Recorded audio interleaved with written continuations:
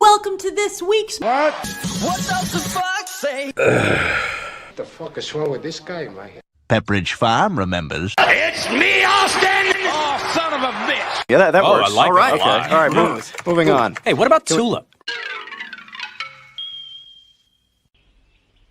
And now for something completely different. It's a bold strategy, Cotton. Let's see if it pays off for him. I've been looking forward to this.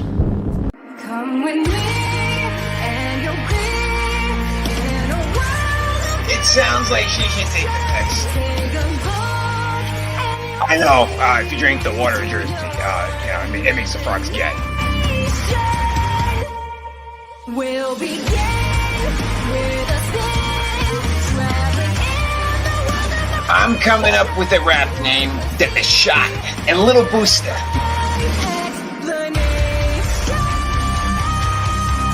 Pray to the Fauci candles. You get them at drdef.com. Simply look around and view anything you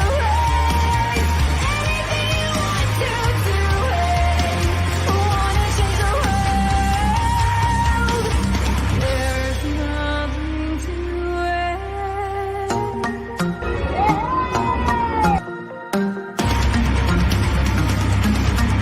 Sit your $5 ass down before I make change. It is I, it is he, it is me, PWDE Temple, Queen in the place to be reviews, right here with all of you. Monday Night Going in Raw, episode number 177. That's a lot of episodes we've done for the Going in Raw show.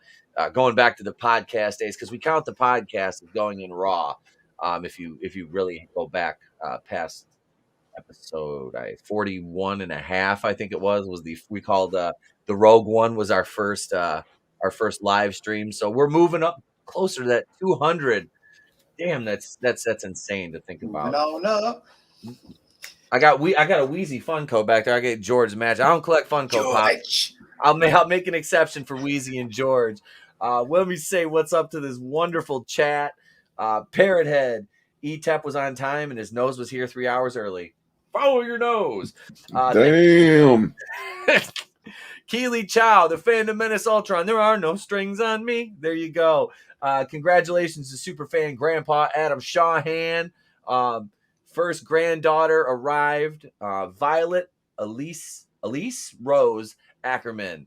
Thank you, man. Congrats. Thank you for being here, brother. We appreciate it. Damn, Clone Geek was here earlier. He said, here comes Dion Green Bean Seed, like Johnny Appleseed, but not as gay.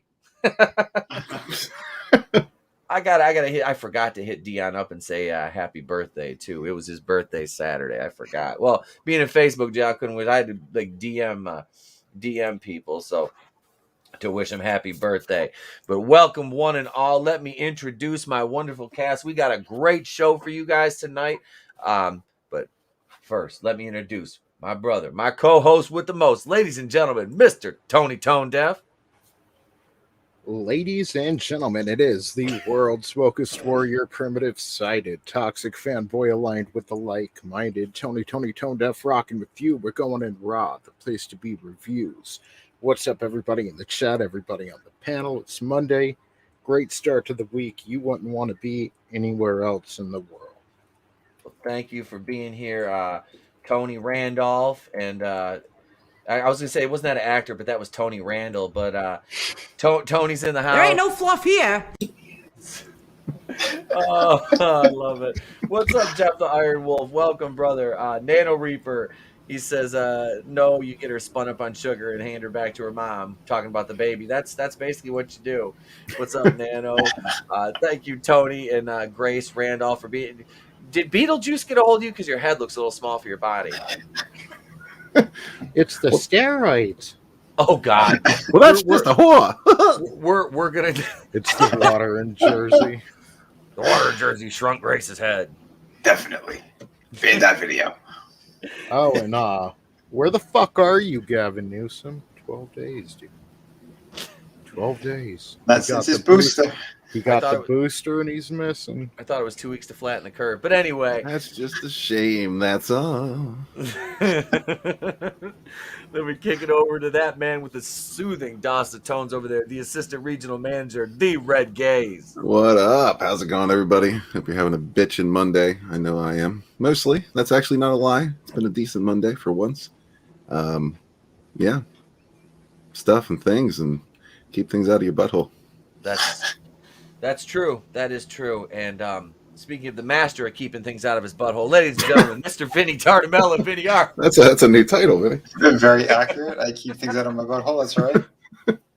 Hello, George. It's me, Wheezy.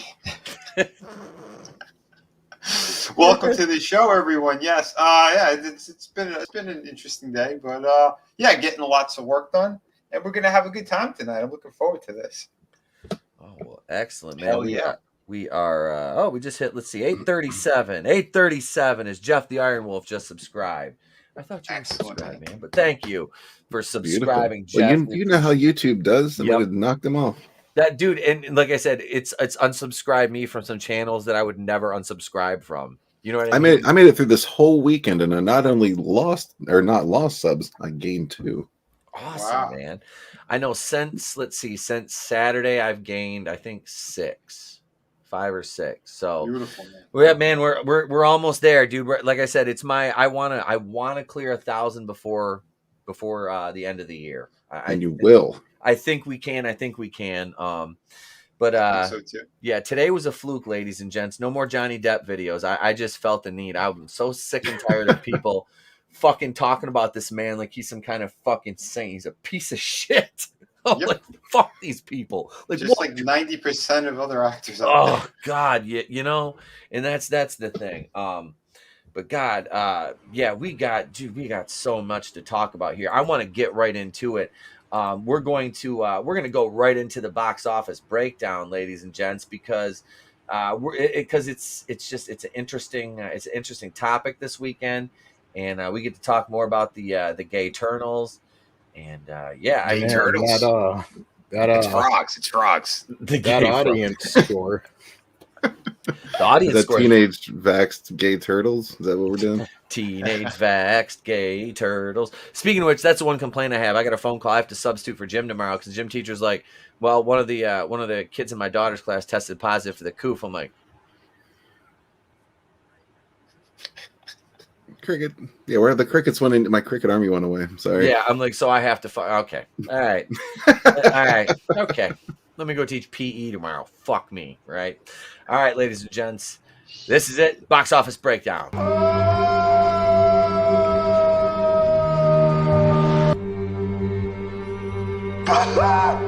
I'm a vampire! I'm a vampire! I'm a vampire! You beat do you act like me!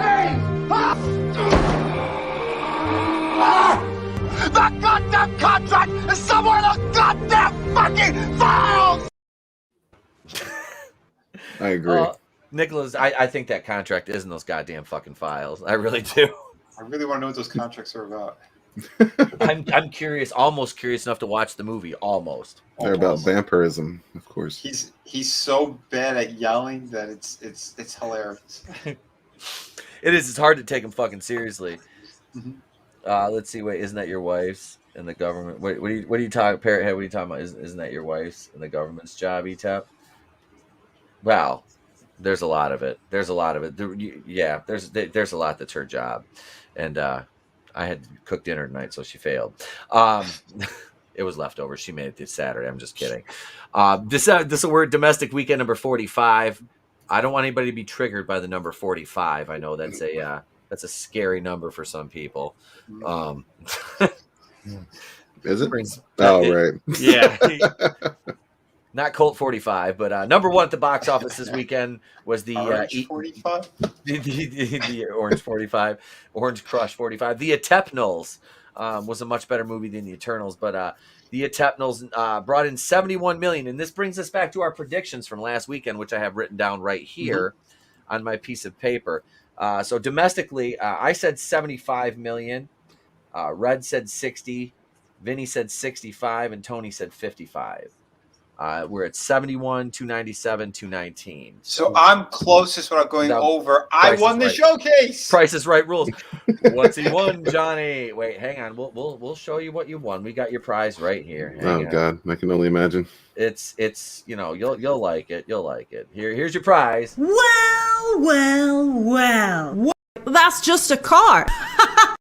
See, he won the car, ladies. You won a car, Vinny. Woohoo! I'd like to thank my husband George, my racist neighbor, the white one with the cigar. We've got a 1992 Ford Tempo with you have to pay 19% prize tax on it, and other than that, we're good. Gas prices have shot up. I'm going to give back the car and take the cash. Right? Take the payout. What's up, Millennial Me? Hail Fallon. Clone Geek says he wins a dead hooker. Not again. I mean, Johnny Cage goes into Shine Down. And I'm staring down the barrel of a 45. I actually like Shine Down. Oh, shit.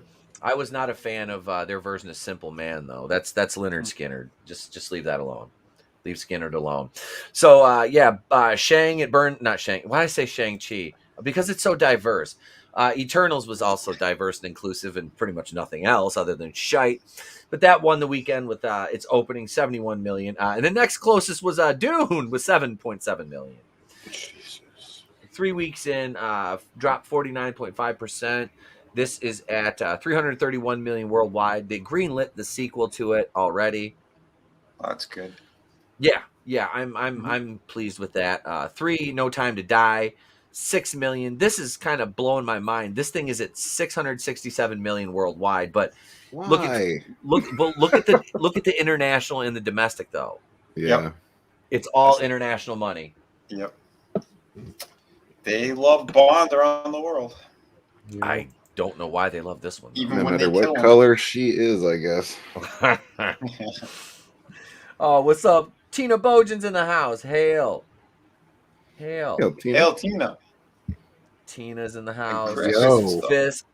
Chris Fisk says guinea pig swarm. What's going on, sir? What's up, Chris? Welcome. Let's see what else we got here. So number 4 this weekend, Uno Quattro is Venom, Let There Be Carnage, 4.465 million. Their opening weekend beat Eternals, and that's Tom Hardy. Yep. Basically by himself, and he beat all 15 of the Eternals. Yep. That's great. That's because everybody knows who Venom is. Nobody knows who any of these fucking weirdos are. Nobody cared about Fatso or the we fucking love these people. The deaf fucking Eternal. That made no sense whatsoever. Like, well, spoilers. If they're fucking manufactured from Airshim, right? Then he basically manufactured a bot with broken microphones. Yep. Why would you use that when you could just build another? Oh, excellent point. Chloe's out just sitting back going. Work presents Afternoon Yak. Man. Canceled. Seriously, from Airshim's perspective, that'd be like, well, the microphone on my iPhone is broken, but I'm not a bigot, though I still use this phone. Why? Oh, it doesn't make any sense. And how the fuck did they give birth to Thanos if they're not alive? Right? That doesn't. Yeah. I'm so happy I did not see this film. I have a review coming, and I really get in depth. That what I did, all that's a little preview of where we're headed. So. Yeah, dude. I have the misfortune of always doing wanting to do a live stream as soon as I come home about it. I should do a secondary review because, like you said, you asked me 24 hours later, how do you feel about this? And I was able to articulate it a little bit better because I had time to digest it more. And I vomited it back up again, which is the problem. Hail my sketchbook 340. What's going on? Awesome one says, yo, Grace Randolph. Yo. Hello. Tone, what else would look really great is if you take one of the Looney Tune backgrounds You know, when they pop out of the hole. Yeah. Like That expression is perfect for it. It is. Ass. What's his fucking name who had that concert over the weekend? Like Justin Traver. What's his name? Travis Scott.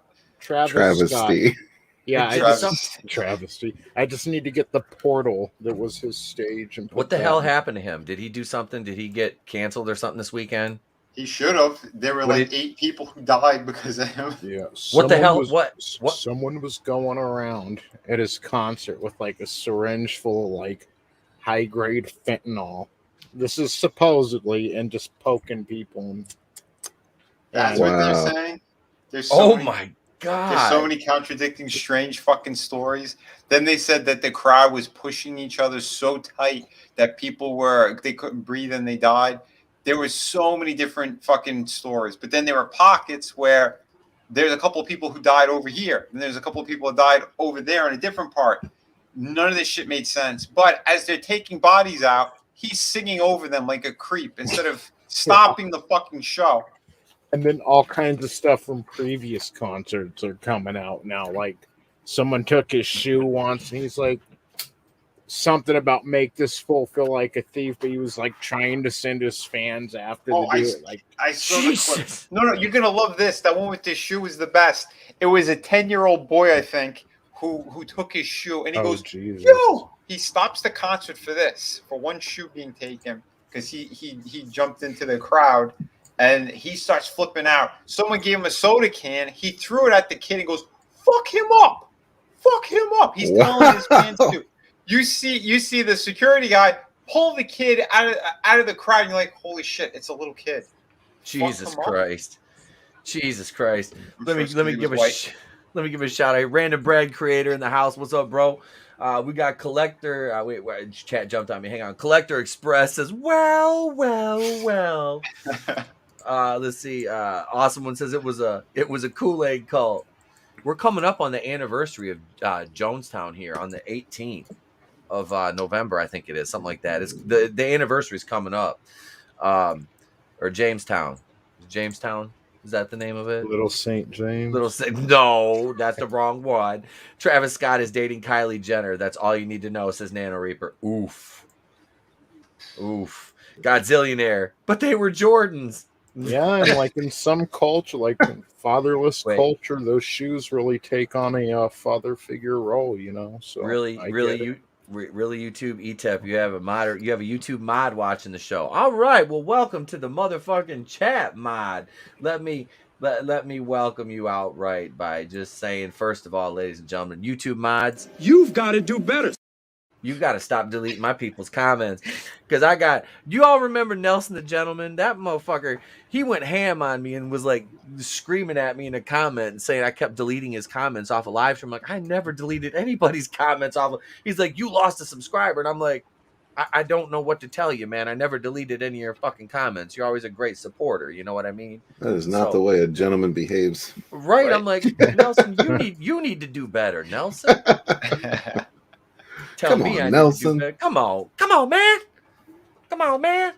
I was just like, dang, because he said something before, and I was like, dude, I swear we never do. Nobody deletes comments unless it's a racial epithet. It does not get deleted, and YouTube does that on their own. So, yeah, somebody's wasting Nelson's flavor, man. Right? That's it. Damn, why I gotta be wasting my flavor?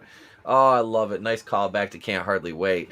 Admiral Tiberius, what's up, my friend? Welcome back. That's a name we're seeing more frequently recently. I like it. All right, so back to the box office breakdown here. We're going to number 5. Ron's Gone Wrong. I think that was animated. I don't know. Yeah. Okay. All right. French Dispatch, number 6. The French Discharge, I mean. 2.582 million. Number 7, Fuck That Movie at 2.334 million. Halloween Kills, It Does Not Thrill. What is this piece of shit made? 126 million. And Blumhouse is like, it was a $20 million budget. This is a hit. This is a hit.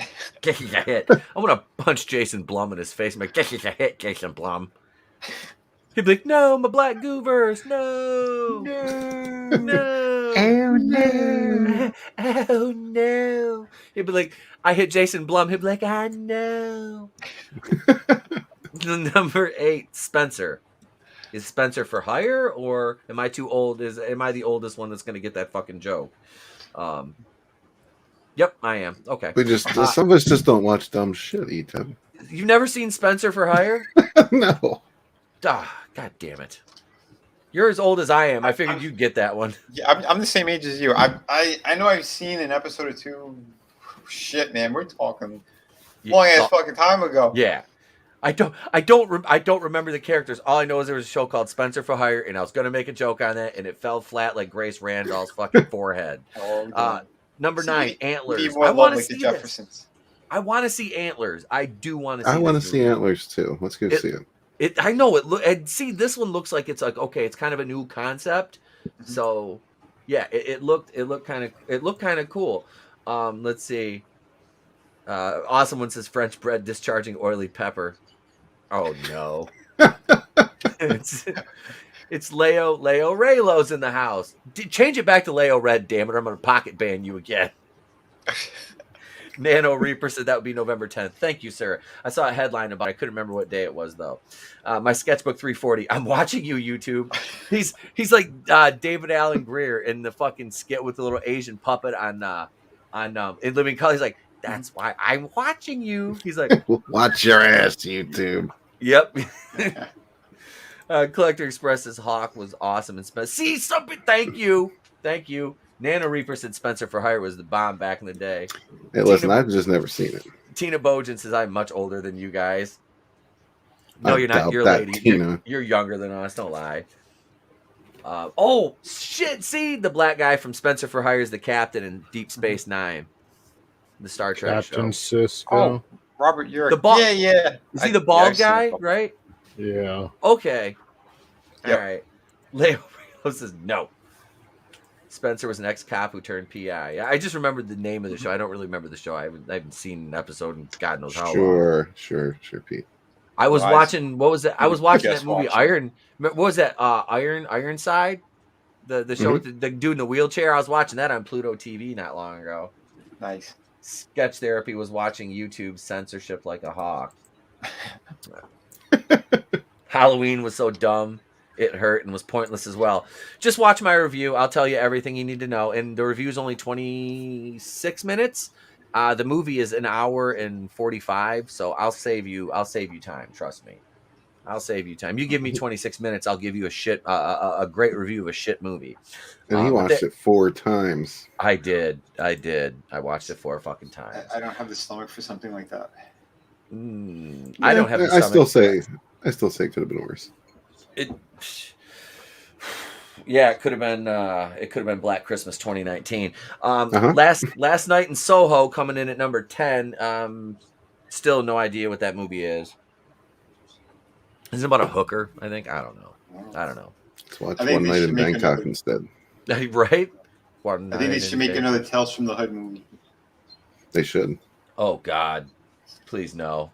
I skipped the second one after I watched the World Class Bullshitters review of it. I'm like, I'm not fucking watching that. Which is Nano Reaper says Jonestown was November 18th, 78. Edmund Fitzgerald wreck was November 10th. I sang that fucking Edmund Fitzgerald song in karaoke before, and I'd never heard it before. You've never heard anybody murder Gordon Lightfoot the way I did that night. It was special. Clone Geek says I've been watching Garfield and Friends on Pluto. I fucking love Garfield and Friends. I have so many of those episodes on VHS. It's ridiculous. Garfield and Friends was the bomb. I'm not Sketch Therapy. That's with U.S. Acres and shit on it.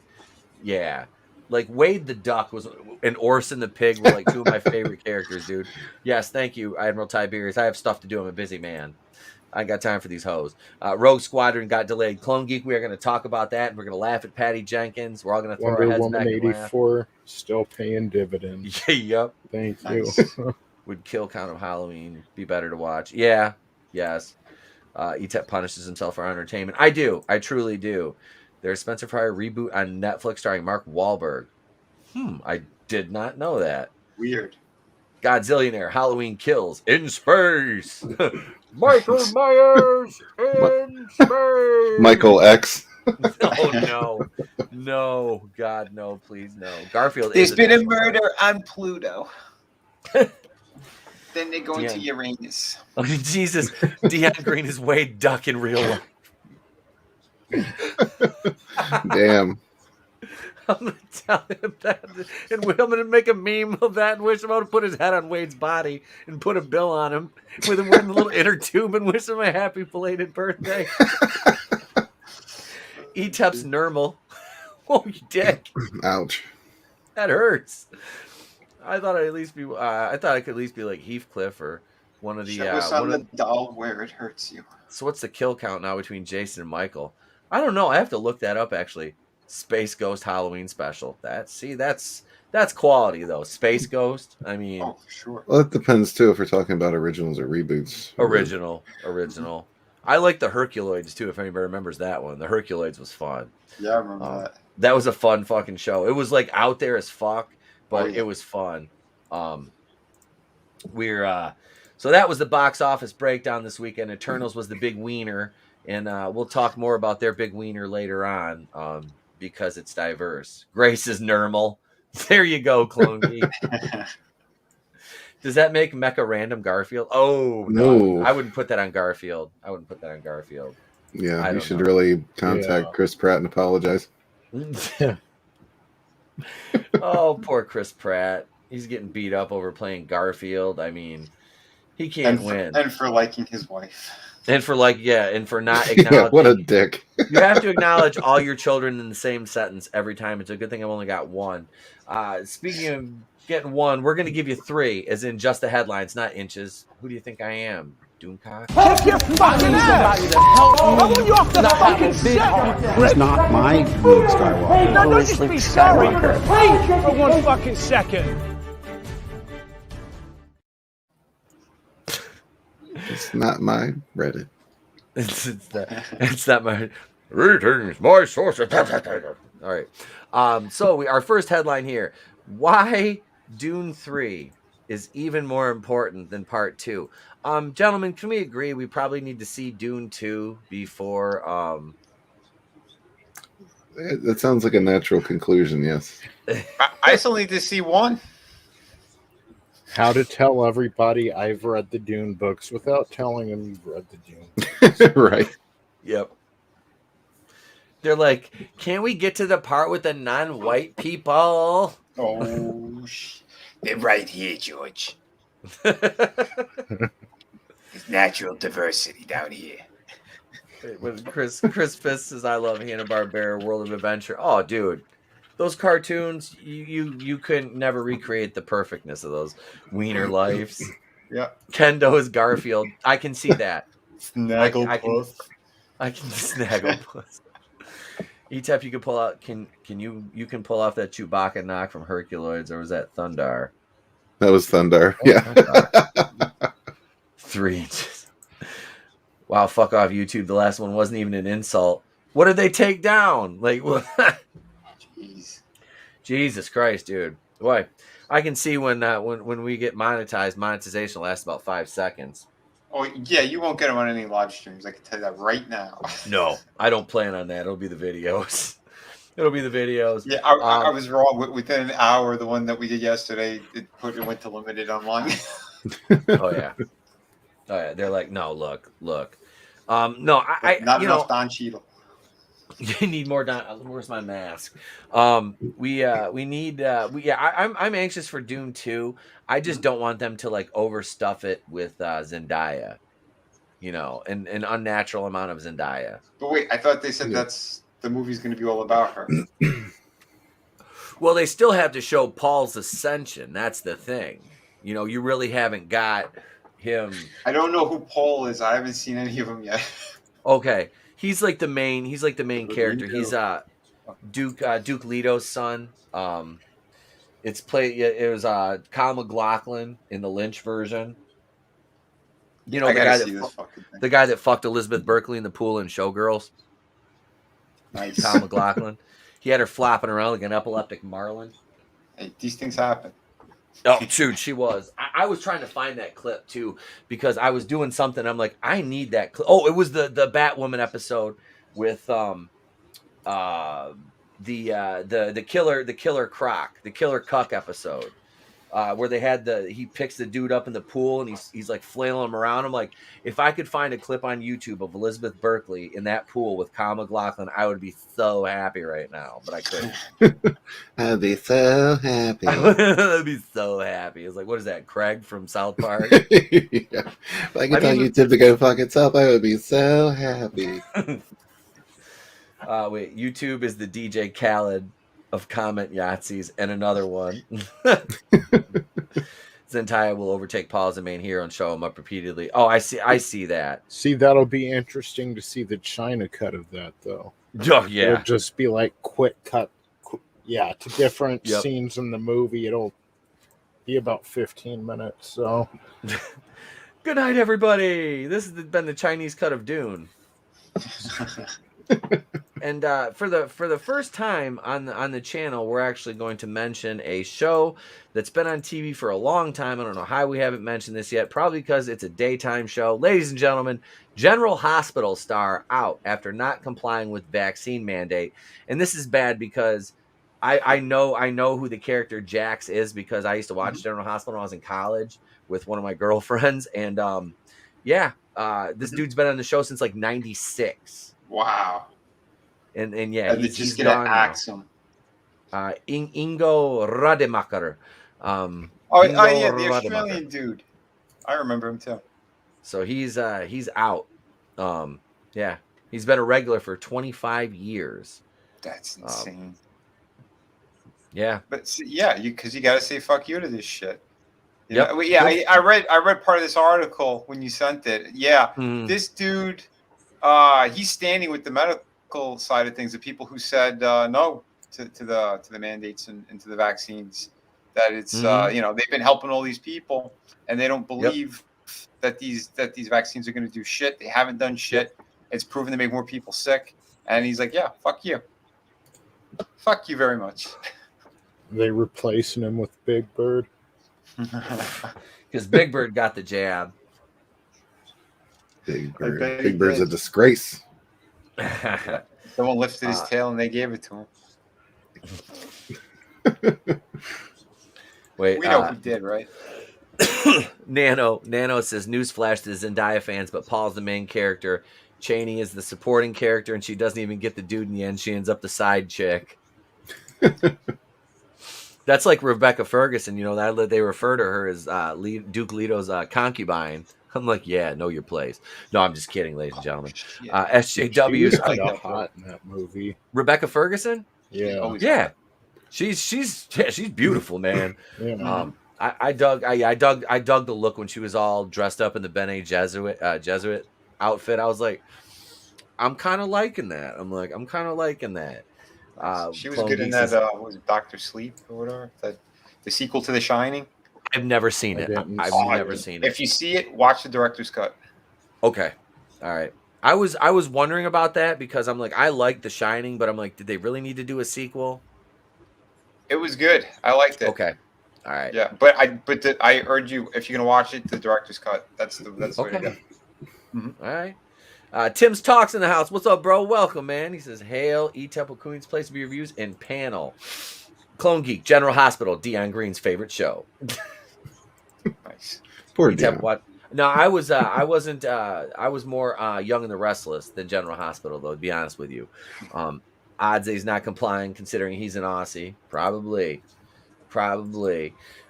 In my best DJ Cal voice to describe the Atlanta Braves and my fellow Atlanta Braves fans, we the best. Who we? I'm not saying it.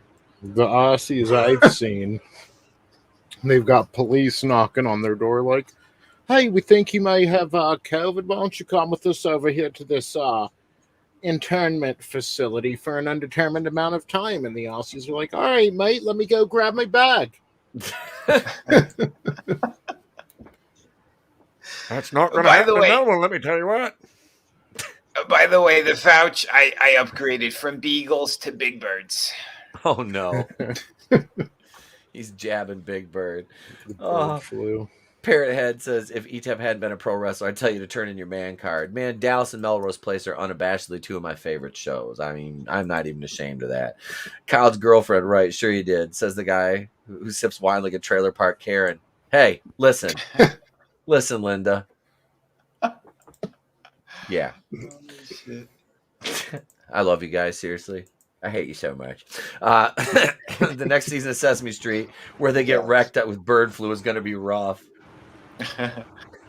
Who had the meme that they said they all died except for Snuffleupagus because he's imaginary? Hey, bird. Elliot from E.T. played Jack Nicholson in the Shining sequel. Oh, shit. Yeah. He did a good job. He did look like him. Did the Muppet with AIDS get a medical exemption? Wow. But now, is that Oscar or is that Elmo? Probably all of them by this point. You know, they're all sleeping with each other. Yeah. Look at Clone Geek. Oh, we are the Buddy Bears. We always get along. Each day we do a little dance and sing a little song. If you ever disagree, it means that you are wrong. Oh, we are the Buddy Bears. We always get along. I stabbed like 6 listeners with the syringe of fentanyl while you sang that. Nice. Keep going. Vinny, how does the Fouch voice not hurt your voice or your soul? It always hurts my soul every time I do it. Hunter Iggy says, what are your thoughts on Colby Covington saying those losers who went to AEW, second-tier company, to chase Tony Khan's money? You might see me in WWE someday. I don't even know. I don't know who that is. I don't follow. I don't follow any current like product. I really don't. If I see some highlights or an article, Tony usually tells me, him or Adam Shawhan tell me most stuff about modern, like the current product. I really don't. Look, I know very little about AEW, honestly. and probably a reason for that is because we went 20 years with no competition in the industry, and it got stale and bland and soulless and stupid. So competition is never a bad thing. No, never, ever. You don't want monopolies. He gave me hepatitis C. F you, Howard. I'm dying. You might see me in WWE someday because they were the real fighters. Right? Hey, man, if you make it to the Fed, you've done something right. So good on you. I'm never going to discourage anybody from trying to achieve a dream, man. At one point in time, that was my dream. I hated WWE, but at the point I was in my career, I'm like, just maybe, I can do this. And then I'm like, nope, got to retire. Fuck. Oscar the Grouch is pumping Elmo. What's up, Pursuing Paranormal? It's Commander Cody in the house. What's up, fam? Love you, bro. What's going on? Welcome. This week on Sesame Street, says Clone Geek, Oscar the unvaccinated Grouch gets COVID, and we watch his slow and painful death over 10 episodes, ending with Bert pulling the plug on him. Oh, Colby's a UFC fighter. He's taking shots at Junior Dos Santos and Masvidal for coming out on AEW. Okay. All right. I got you. See, I haven't watched the UFC gimmick in a minute either. Good for this dude for leaving the show. General Hospital for fuck that bending the knee shit to the mandate. Yep, that's the thing. Mm-hmm. If you can fight back in any way like that, and if you can pay the price and survive and move on and still be all right, then I do it. I would if I had to, I would. I don't have to though. There might come a time where they're like, you have to get the jab to keep working to school, and I'm going to be like, if my son has to get it, I'll homeschool him then. Fuck it. Mm-hmm. You'll be a teacher either way. Yep. You already are a teacher when you're a parent, though. That's the thing, and that's lost on a lot of parents now because they try to let the system raise their kids. Yeah, man. Listen, I feel like a teacher most of the time for other people's fucking kids. That's Yep. It's fucking crazy. Let's see. Well, because the system is breaking these kids on purpose because they want people to comply. Yep. I'll check it out. I'll check it out. Yep. It's the only thing that doesn't hurt Vinny's soul is banging a lot of female porn actors on the casting couch. Is Keely Chow. Hi-yo. This man knows me well. I'm fucking telling you, Keely's like, hey, look, man. What are you spying on me? Keely's over there. He is. He's over there watching, just going. Yeah. Well. Only once. Only one. Well. Not 34 seconds of wells. I promise. But you guys are like, how do you deal with Grace's voice? And I'm just over here going, Joke's on you, I'm into that shit! because I'm masochistic, baby. And I have no standards. Right now, he's about to drop his balls into her open mouth. Yep. Tone, watch out. I taught my 5-year-old basic gun safety and rifle marksmanship. I'm taking my son hunting, rifle hunting, Monday. It'll be the first time I've been actually had time to go rifle hunting in like 10 years. And I'm like, Miho's old enough now. I'm like, he's gonna go sit in the blind with me, and we're gonna shoot a deer. I told him he's got to take a bite out of the heart when we shoot one and we gut it. I said, you gonna gut it? He's like, yep. I said, you got to hey, cheers, my sketchbook L'chaim. Trailer Park Karen right here, buddy. I said, you got to take a bite out of the heart, and we got to paint our faces with the blood, like war paint. He's excited for it until it happens, right? Yep. He's like, Dad, can we cook it first? Yeah, I'm like, yeah, bud, we're gonna make back straps and bacon out of this motherfucker. We get some back straps. All right. And our last headline is Spider-Man sales of Miles Morales origin story proves Marvel is failing him. Could it just be that people don't want tokenized Peter Parker? No. I'm curious, what were the sales on the video game? Ooh.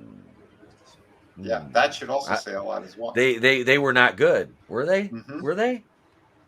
Because they made a whole dedicated Miles Morales game, and I don't think that went very well. I think, if I'm not mistaken, I think it was just the same Spider-Man game, and they just made it to where you can play as Miles Morales or replace Peter with Miles. But it's literally like the same thing. It's not even his own game. It's here now. Now that we're done with this game, we can give it to the Black Spider-Man. Yeah, it sounds like it was supposed to be just an add-on. And they went, you know what? We'll make more money if we say it's a full legit game. Yeah. Yeah, Miles is. I mean, okay. I liked Into the Spider-Verse, the movie. The animation was fucking gorgeous. The movie was great. The voice actors were on point. The kid that played Miles, like, he's a little bit older. I think he's in his like early 20s, maybe. Fantastic job. Did a fantastic job. Like, I have no beef with that movie whatsoever, other than the character is literally, like Young Ripper said, tokenized Peter Parker. Mm-hmm. But I'm not blocking your comments, Leo. I ain't blocking nobody's comment. Let me motherfucking say this once. Y'all know me. Y'all been here for any period of time. I do not block comments that are not racist. I don't. That is the only time myself or any of my fucking mods ever strike anybody's comments down, is if they're racist. And I know nobody in this chat is doing that. So this is all YouTube, ladies and gentlemen. This is them. This isn't me. This is name my mods. They know better. Right. They know better. This is YouTube being horrible, shitty people. Have you checked that shelf behind you for Gavin Newsom E-Tip? Hang on. Let's see. Let's see. I found Fat Albert. Hey. Where's Gavin? Let's see. Wait. Oh shit, the count's here. I'm about to catch 3 cases of assault and battery if YouTube keeps fucking with me and my people in the chat. 1, 2, 3 curb stomps to YouTube moderators. Oh shit! I heard Wheezy when I know where he is. Wheezy, wait, she's back here. Where's Wheezy? It's the spirit of Wheezy right here. Gavin Newsom, he's in hell because he's not up here in heaven with me. Somewhere Logan Michaels' asshole just puckered when I showed off a fucking Funko Pop. Oh, Chris Underwood says, "Hey yo, what's up, Chris? Welcome, brother. Welcome, what up, man. Is it too sweet for Chris?" YouTube got my screen spinning. Speaking of spinning, we're spinning some new threads. You can get that Monday night going in raw gear, no protection required, over on Teespring. Let me pull that link up too. But yeah, so anybody have any other thoughts on the Miles Morales comic book origin comic failing? Other than it was pretty much expected. No. Is it some kind of new series or it's an old series that just lost steam? I know nothing about this shit. I don't either. Like I was just here. I was like, oh, they're doing. I saw this article. I'm like, oh, that'll be fun. That'll be fun. You know, I was just like, man. So I just wanted to kind of pop that one off real quick. And it sounds like Marvel's getting what they fucking deserve. Yep. Yeah, pretty much. I mean, as much as I enjoyed that Into the Spider-Verse movie, like, I'm so sick of this Bat Family, Spider Family, like all this bullshit, just so we can, you know, repurpose the same fucking powers again and again and again because we don't have an original thought in our fucking brains. Riri's coming, don't worry. Oh yeah, the Riri's will save us all. There's two separate stores. You can go right to we have a Going in Raw store specifically, and then you've got everything else. You've got this avatar right here is on a hoodie. We've got the old school logo. We've got the Egyptian logo. Yeah, you got t-shirts. We got shirts, hoodies for the kids. So if you want to deck your kids out in a hoodie, this is Going in Raw. Do that shit. Do it. Do that shit. Is fantastic. You know, he's doing so much chilling. Like again, I'm picturing what's his face, Cheech Marin. We got all kinds of pussy, wet pussy, big pussy, small pussy, tight pussy. They're changing Miss Marvel's powers in the show. Is she not going to have elephantitis of her hands anymore? Nope, only of the testicles. Oh, and this is something before we get into our first main topic. I wanted to talk about this article, and this is called in Helen Keller could have seen this coming news. Alec Baldwin calls for police to monitor weapon safety on sets after the Rust tragedy. And again, Helen Keller could have seen this news coming. Not all cops were. You know, like, wasn't Baldwin calling for defunding the police and shit, and now he wants. Isn't that funny? He wants the police to help him. Strange how that works, huh? It is, you know, and we talked about this. We knew this was going to happen. Or you could, you know, not take guns, point them at people, and pull the trigger. But you know, let's get a cop in there instead to tell you not to deal with that. Right. Look at the rage in his eyes. That's what the armor is there for. That's their job, you know. And it's just if you weren't fucking irresponsible, this wouldn't have happened. Someone who's been using guns on set for decades now. Yep. Did he say this? Tim Pool brought it up. Why does he automatically get the benefit of the doubt that this is a mistake? He took a gun, pointed it at someone, and shot two different people. Like, yeah, two birds, one stone. That's not good. But he gets a pass. So wait, if it went through the second person and hit a third, then would they have arrested him, or how does this work? It'll be fine. When you're a millionaire who's you know, part of the elites and all that crap and the Epstein crew and all that shit. Interesting, huh? It doesn't work. You'd be in jail. Let me now. Oh, go ahead, Vinny. Go ahead. I was going to say now was this before the murder? Was this the first time when he shot the other person in the foot? I heard that there was another shooting on that set before the murders happened. I heard there were a few misfires, and like the cast, or not the cast, but the crew was complaining, and some actually walked off the set, and then they brought in new non-union people to work. So there was like a documented history of them not being safe on this specific movie.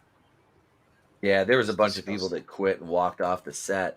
Let me acknowledge the chat. Hail may be human. The police should monitor Alec Baldwin in prison. Sounds about right.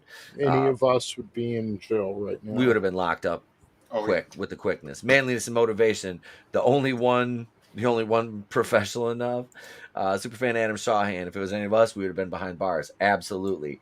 Christian Fandom Geek is in the house. Says, hail chat and howdy. Hail Christian Fandom Geek. Welcome, welcome. How about we treat Alec Baldwin like a felon, says my sketchbook 340, and not let him be near a firearm. That sounds good to me. To be fair, only one of them knew something about Hillary, right? You shouldn't need a cop there anyway because there shouldn't be live rounds on the set. Right.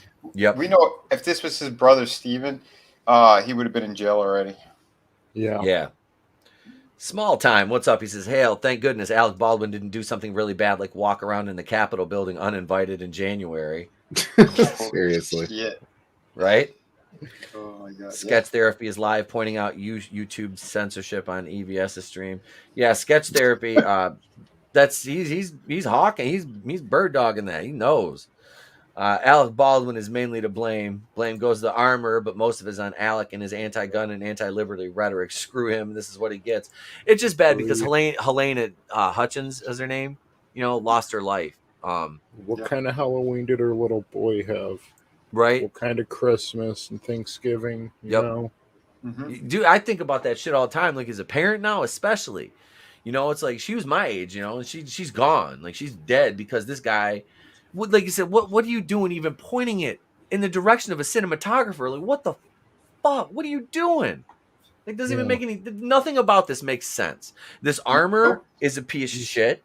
He's asking for a babysitter for a cop to be like, no, don't do that. No, you should fucking know that. And you do know that because you've been instructed on gun safety before. You've worked with guns again for decades. You know the rules. You know the procedures. And that piss poor fucking that clip of him standing by the side of the road and he's laughing and smiling. She was my friend. Dude, you're a fucking bad actor, bro. Horrible. You couldn't sell why couldn't one of those cars just jump off the road and hit him? Oh shit. What's up, brother? He says Helena was pro BLM, no tears or sympathies on my end. Ow. Damn. Coming in hot. But she was working on her next project was going to be to expose pedos in Hollywood. That's probably why he pointed a gun at her. They were like, do it. They're like, do it. Just do it. That's what happens when they start, the piranhas in the bowl start devouring their own. We're going to step right out. We're going to play some memes here. And we'll be back after these breaks and memes and all sorts of fun stuff with our first main topic of the night, ladies and gents. Hey.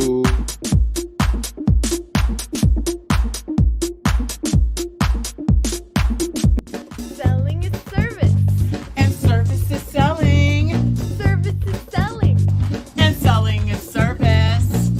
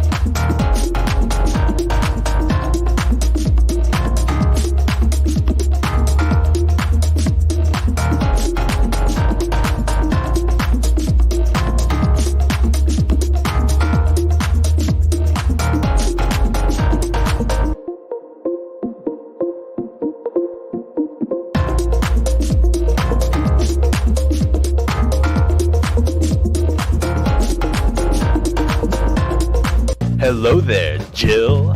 They call me Happy Pete. I came to the store to buy myself a treat. Do whatever you want. I don't really care. Just leave me here moping in the depths of despair. I fucking love that video. That is the most ridiculous. That is like a video put out by this little store in Alaska. And that shit has been on YouTube for like 11 years. I used to play that on the radio. That and that if men created tampons commercial. If you've ever seen that video. Oh my God. Have you ever seen that? It's like I'm one not of those sure. college humor videos, I think it is. Oh shit. I heard it on another morning show, and I'm like, I'm playing this on the air. I'm like, fuck it, whatever. So I did it. I got in trouble for it. It was worth it. That's what Jeremy was doing before the quartering. What? Happy Pete. That looked like Jeremy, didn't it? That looks like him. I was like, what's up, y'all? It's Jeremy here from the quartering, and I'm Happy Pete. That's it was Jeremy and Gabby Petito. Indie Wrestling Aces, hail peeps. Hail, what's going on? Welcome. Civil rights was a legit struggle. Fuck yeah, it was. Hey, real quick, did they find his body, by the way? Who's that? Petito's. I remember there was. Oh, Brian Laundrie? Yeah. They said he probably committed suicide before they even began the search. Awesome one. I watched that memeology video. I get up in the middle of the night when I go to the bathroom and I watch memeology videos because they're like a minute long. So I can watch one on the walk from the bathroom to the bedroom, and it's like, those shits are funny. Those shits are fun. I love those videos. So my son is now running around going, "Let's go, Brandon." He said it at school today. He walked up to me. He walked up to me in the cafeteria. He comes up. He's like, "Dad, come here, lean down." And I'm like, he's either gonna say something terribly offensive for a 6-year-old, or he legit like something's wrong. And I lean down and he's like, "Let's go, Brandon." And he just walks away. I'm like, my fucking man, my man. Like, I raised this boy right. Well, speaking of raising people right, John Voight didn't raise his kids right because they didn't tongue kiss, open mouth each other. And here's Vampirella. Jesus Christ, look at this bag of fucking bones. You could drop her in Toy Story. Her fucking face, she looks like a marionette. Like, and it was so bad in the movie. Like, I keep calling it the Eternals and Angelina Jolie. Like, she stuck out like a sore fucking thumb. And and Grace was like freaking praising her performance. Oh my God, Dina was so beautiful. Dina and her magical cum weapons. If I okay, in Gia, she looked okay, but I'm just not a fan of plastic surgery. That would fucking freak me out waking up to her face every morning. Like, it doesn't look real. No, it does not. Yeah. And if I were forced to wake up next to her, I'd be like, could you just do the English accent at least? I'd rather wake up to Amber Heard's turds than a fucking face like that. Oh no! Oh damn! Yeah. And then she's trying to emote and express herself on fucking in front of the camera, and her face doesn't move. No, yeah, it's gonna crack the plastic surgery. Like, she just looks so fucking weird. Like, I don't know. Yeah, they had to edit out all the balloon noises she makes when she moves her lips. Every time I look at Angelina Jolie, I'm gonna play this because this perfectly encapsulates. Hey, and you look like if I touched you, you'd be sticky, and frankly, you smell bad. That's pretty close, yeah. Yeah, she's Nailed it. Yeah, she just looks like a used up. She's gross. She's fucking wax gross. Figure. Yeah, her wax figure. Let's Madame Tussauds Museum, the wax figures. Her wax figure looks more healthy than she does. Yeah, look at those bones shooting out of her body. That's just disgusting. It is. It's fucked up. But I don't want. This is all right. So Angelina Jolie calls moviegoers ignorant. Oh my God, you're being ignorant. That's ignorant. Blanket, no. But also we're gonna cut out those scenes for the Middle East. They're not ignorant. Right. Oh, so I'm back on Facebook. I'm back on Facebook for at least a couple hours.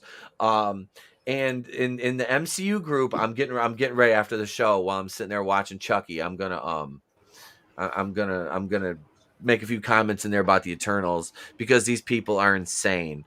They're like, these stupid backwards don't last. Like, oh wait, they're like, somebody made a comment about the Middle East and them being stupid and backwards. I'm like, well, that may be the case, but that's their religious beliefs. He goes, well, maybe they need to get away from Jesus. I'm like, let me point out to you the problem with that statement is we're talking Muslims. We're not talking Christians or Catholics or, any other people that the British saw as renewable fuel sources during the early days. No, we're talking about Muslims, and that's against their religion. They yeet gays off of roofs, over there. I'm like, it's not, this is not something they take lightly, and Disney is still, willing to, but this is the thing is like people will kowtow to them and oh, you have to be tolerant. And it's like, well, how can I be tolerant to gays and them at the same time? You see what I'm saying? Like, I'd rather be open and accepting of gays than I would people that would rather just kill people because they're gay. I'm like, what the fuck is that? But Disney's like, no, it's fine.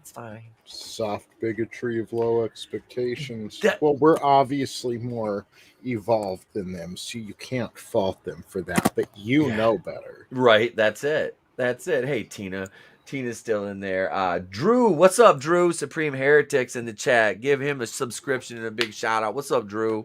We'll be over there tomorrow at 6:40 Eastern, right? I think we're gonna be back tomorrow. Yeah, we're gonna be back tomorrow. Okay. Hail Drew, good. Yes, we'll be back on Drew's channel. And wait, maybe Human says Angelina Jolie was a beautiful woman. She hit that wall hard. See, she's always been too skinny for me. That's fine. Back in the day, absolutely, I could see that. But the problem is she doesn't want to let herself age. She would still be, a lot more beautiful than she is now. She just let it occur naturally. Yep. Some people get bad work done. Some people get good work done. I have never seen collagen lips look good. They look like a flat fucking tire. Yeah. They're so gross. They really do. Yep, I don't mock any draws. What's up, Mac? How you doing, brother? What up? Welcome. One of the talented artists. We got so many talented artists over here, and it's just in the Rogue family alone. We cornered the market. We cornered the market. Right. I think. Camel toe everywhere. Nothing but the best. Everywhere. Gays in the Middle East are all part of Islamic aeronautic anti-gravity research program. Says Nano Reaper. Oh, Nano, I fucking love you, bro. I fucking love you. Yeah, oh shit. So yeah, let's take a look through a little bit of this article here. This is from our friends over at Bounding into Comics, John F. Trent. Big shout out to them. I'm gonna invite them on one night. The problem is we're gonna have to do a special stream because they stream on Wednesday nights too, because they have Bounding Live. So they stream on Wednesdays like we do, but they're much bigger.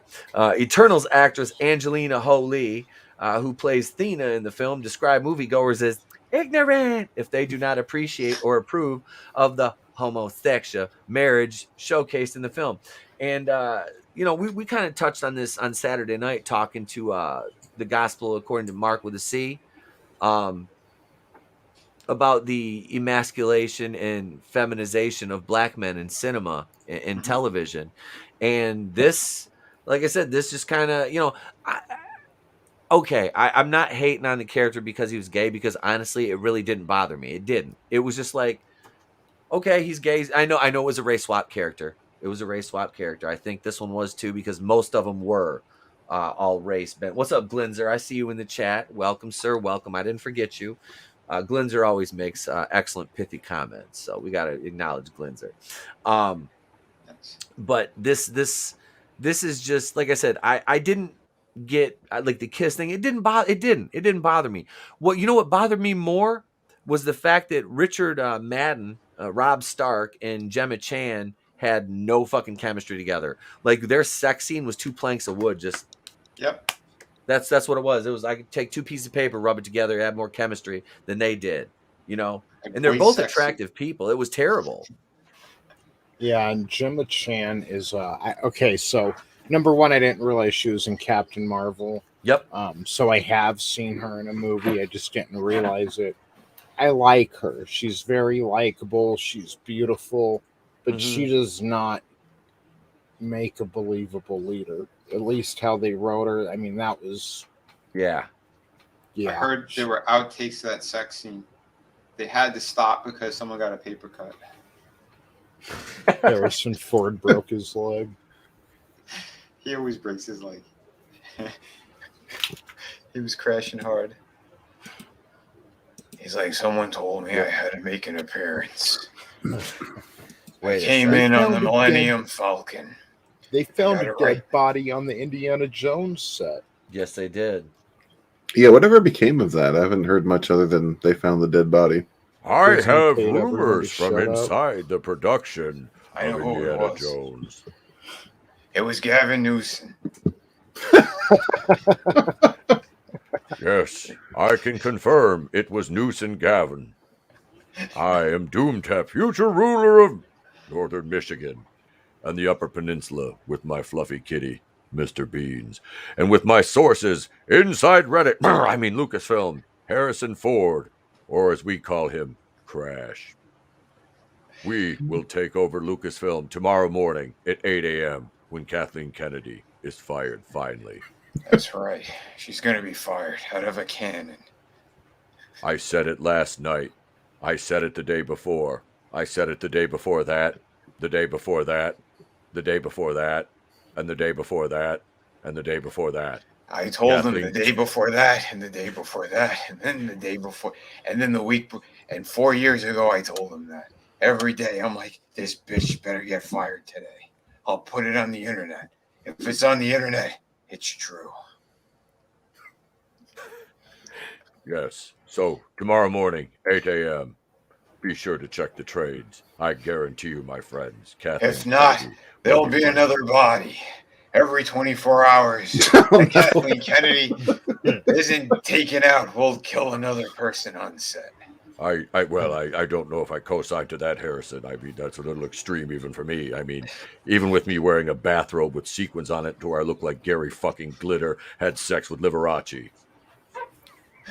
I'm going to put him on one of my planes, and I'm going to push him off. You have 24 hours. Resistance is futile. Yes, my friends, stay angry. Get off my plane. Stay hangry. You have 24 hours. He's laying down fucking threat. That was Harrison Ford. That wasn't It was Harrison Ford and Doomtap threatening fucking Lucasfilm. There'll be another body. You have till 8:30 sharp a.m.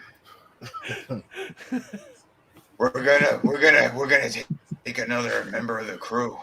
We're gonna get Alec Baldwin to point another gun at them. This time fully loaded. We know it.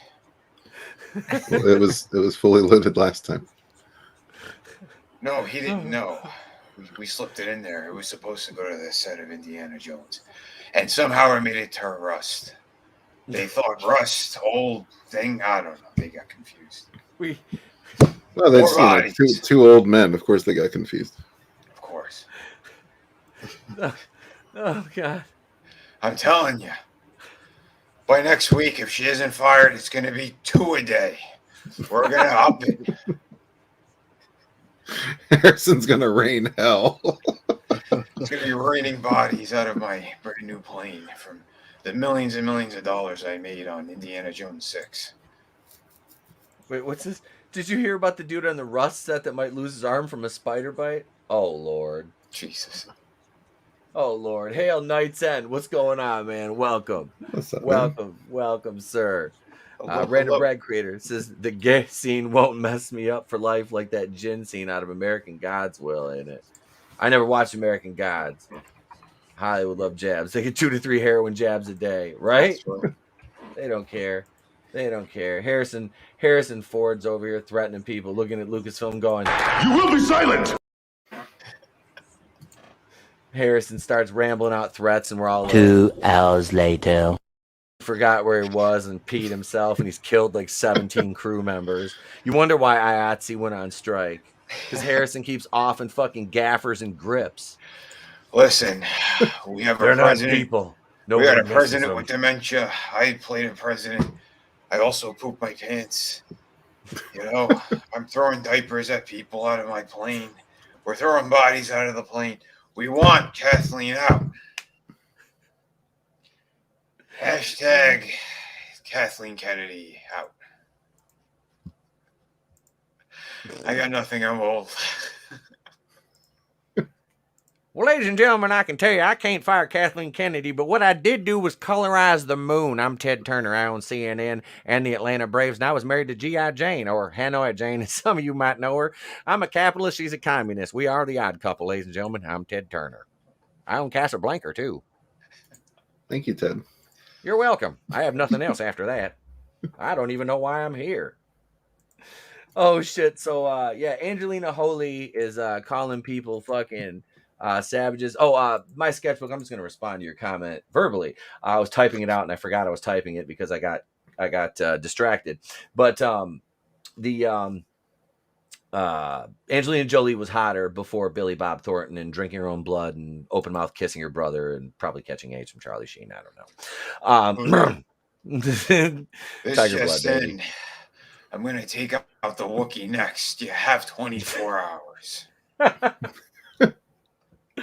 Oh, shit, I forgot I was still Ted Turner over here. What the hell am I even doing? I don't even know why I'm here. It's not Tuesday night. There we go. All right, I'm back. There we go. All right. Okay. You have 10 minutes and we're taking out Phoebe Wall or something or other. Please I just do. want to take her out because I can't stand the bitch. Let's see. I love this. At the time, Feige did not reveal which character would be the homosexual marriage. So he was like, they were having a gay lottery back there. A gay off. Who wants to be gazies? They flipped a coin and said, "Let's make it Fatso." Well, yeah. Let's. You know what? The only thing we can do, we got to keep with this current Hollywood trend. What's that? Let's make the black guy gay. And they're like, "What the fuck?" Like, why not? You know what? Well, you know why. Chloe Zhao's scared. You know why. Because Chloe Zhao's probably scared. They're threatening to her. I don't know. Is that a stereotype? I don't know, ladies and gentlemen. No, it's because he's a black male. We got to have him take it in the butt, you know? Yep. That's This guy's lighter skinned than I am. And I'm Egyptian. Not only did he confirm the character was Fatso, but Sleeman also revealed that the film included a homosexual kiss scene, which really didn't make any difference because that is a nice suit, though. I'm not going to lie. I like the cut of that. That's nice. That's a nice suit. Sleeman said, I just shot a Marvel film with the first openly gay superhero, the Eternals. Alec Baldwin just shot someone too. Is he referring to the entire movie as gay, or as the Eternals as one superhero? Well, I only saw the trailer. I would confirm the entire movie looks gay.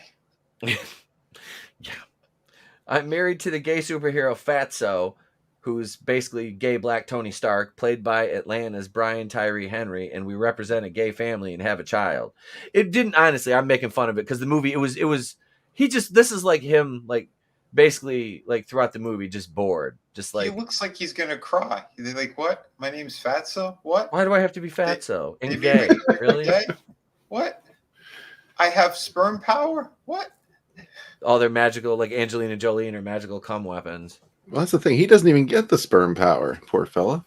Jeez. Yeah, no, he was. They just made him, like I said, man. He was like Tony Stark. He was gay black Tony Stark, except smarter. But Christian Fandom Geek says, stop doing that to black peeps in Hollywood. They are wrong to black men. They are, absolutely. And dude, it's fucking bad. We point this shit out all the time. How it's like, Tony, you said soft bigotry. It is. It's like, of course it is. I bet they're gonna make him Riri Williams' father as well.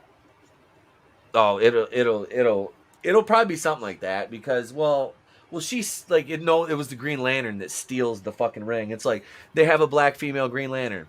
All right, cool. Nobody has a problem with that. Oh, but she stole the Green Lantern powers. It's like, why would you make what? How many of the other Green Lanterns stole the fucking ring? None. Oh, but you make a black one and she has to steal the fucking green. Okay, cool. But I'm a racist for saying this comic looks bad. Oh, please, dude. This is exactly like Ozzy's daughter. Yep. They're gonna pull this shit where if there is I don't know, a Puerto Rican superhero, she has to have gardening powers or something. Like, it's not cool. Hail Tommy and the Guinea Pig Collective. What's up, brother? Welcome. Hail Tommy. What's up, Tommy? Welcome, man. Everybody out there, make sure you slap that like button. Hey, we lost a subscriber. All right, I must have pissed somebody off earlier. Oops. Was it the Johnny Depp jokes? Because I'll make more. Lock and Key had the man wife. Okay, so my kid started watching Lock and Key one morning, right, on Netflix. He's watching it. He's on the second episode, and there's this chick like choking this dude, like they're getting ready to get it on, and I'm like, "What the hell is this?" I start covering his eyes, and he's like, "She's just choking him, Dad." I'm like, "Motherfucker, cover your eyes," you know. I'm like, look. I told my wife, I'm like, "Hey, I'm all right with that shit, you know me," but I'm like, I don't think the 6-year-olds should see that. Not yet. Wait till he's at least 8. You're right. Like, no, man. He was like, she was just choking him. I'm like, he's like, Dad, that's just some light choking. It's gonna be all right. yeah, no, never mind. He's like, he knew the safe word, Dad. I'm like, what the fuck did you say? Not like Deadpool. He wasn't being pegged. Oh, Jesus. My sketchbook says Hollywood has been doing this forever. It's why Chappelle left the first time. They love promoting gay or cross-dressing black men. Yup. They want to make them weak. It's either they have to be they're trying to make everyone fearful of them, or they have to be completely weak and destroyed. Those are the two things that Hollywood loves to do. Yep. Yeah, I just was like, what the actual fuck is my kid everyone watching? knows the person you should be the most fearful on a set would be with Alec Baldwin, a white old man with a loaded gun. Right? Wait, Poison Ivy is a dreamer from Mexico? God damn it. Godzillionaire. Probably. That's what they're going with next. Godzillionaire. You've got to do better. Thank you, Black Falcon. But hey, wait a minute. She's entitled to $450,000. It's good. I can't wait for those commercials. Are you an undocumented illegal immigrant from Mexico or another South American country? You may be entitled to $450,000 from the U.S. government, courtesy of President Pop Pop. Let's go, Brandon. Dial 1-800-555-1212. President Poopy Pants. Kristen Fan, he says, yes, Black Falcon. Oh, trust me, we'll need to do better. Well, the further we go, we'll need to do better. Black Captain America Falcon. Yeah, so we know this was banned in Saudi Arabia, Qatar, Kuwait. Like I said, Eternals, assemble. Dun, dun, dun, dun. Oh, God. Blech. Blech. What the fuck? That Beach Boys song. Beach Boys. So I don't even want to talk about the Screen Rant art. Well, let's talk about this for a minute, because this is this Eternals explanation for Infinity War is an MCU plot hole. I do want to dive into this a little bit. We had this one on the topic list under the Eternals topic. Let's see. Hang on. Let me go back to the chat here for a minute. Let's see. Brightest day. Wait. Terminator Joe. Scott Steiner. He's fat. Fat. Hey, wait. Terminator Joe. Fat asses. There you go. That one's for you, buddy. That one's for you. We just added that one recently. Brightest day. What's up, brother? Frankie knows another South American country. ETEP can't geometry. Nope, not right now. What's up, Frankie knows? What's up, Hollywood voted no on the Build Black Better program. Oh, this stream is awesome, says Christian Phantom Geek. Thank you, man. Thank you for joining us. We appreciate seeing new people in the chat. We do, man. We appreciate it. Eternals stole Snoke's Star Destroyer. They did. They did. I can't wait for Quarter Black Garrett to take up the mantle of Falcon so he can be Quarter Black Falcon. Oh, no. Keely Chow. That's racist! It's not, but I just want to play that. I haven't played that yet tonight. Let's see. Eternals should be banned worldwide for being an affront to cinema. Yup. Glinzer. That diverse cast and silhouette must be the movie poster for China.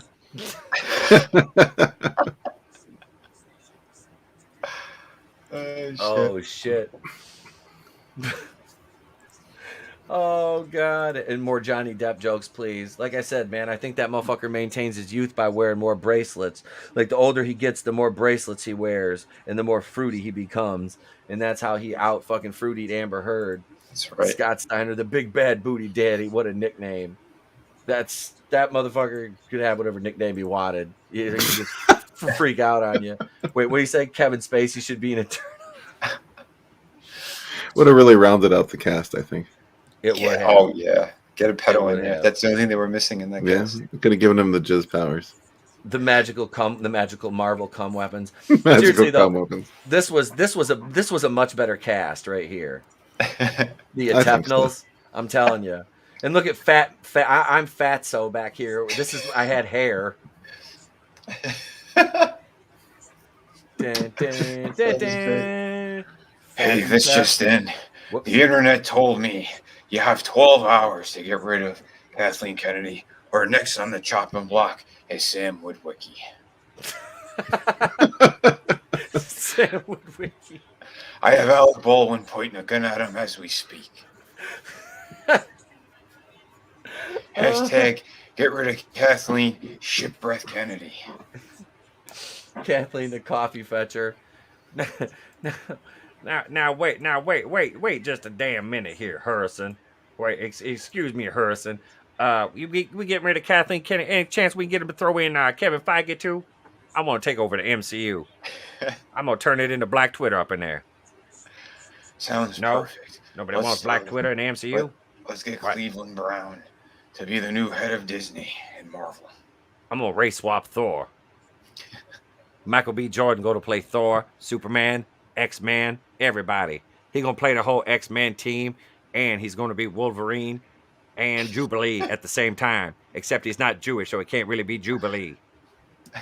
We'll have Rod Carew play Jubilee because he's half black, half Jew. Get it? Damn it, Cleveland. Eternals Cleveland's out of control.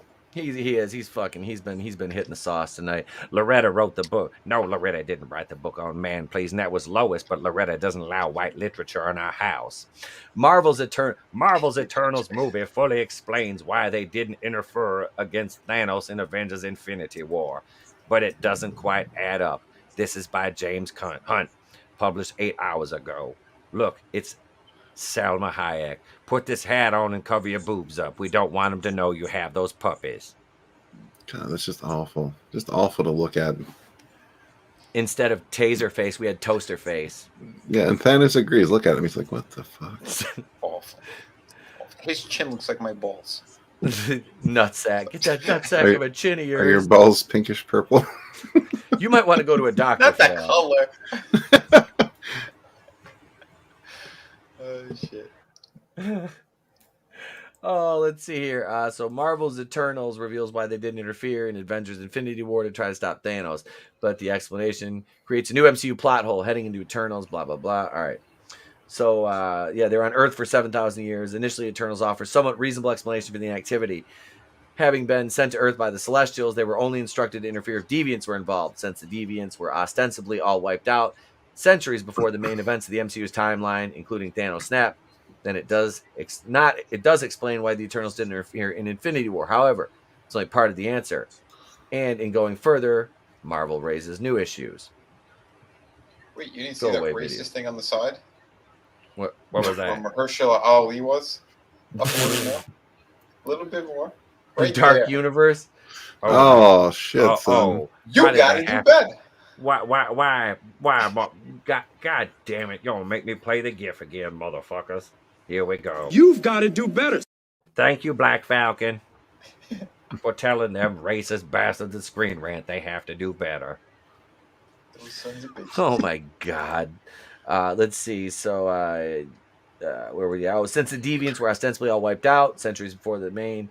You got to roll down, man. You already read that. Part of the answer. All right. Later in the movie, it's revealed the real reason the Eternals didn't interfere in the Infinity War or Endgame is because they were secretly paving the way for the emergence, allowing Celestial Tiamat to rise on Earth.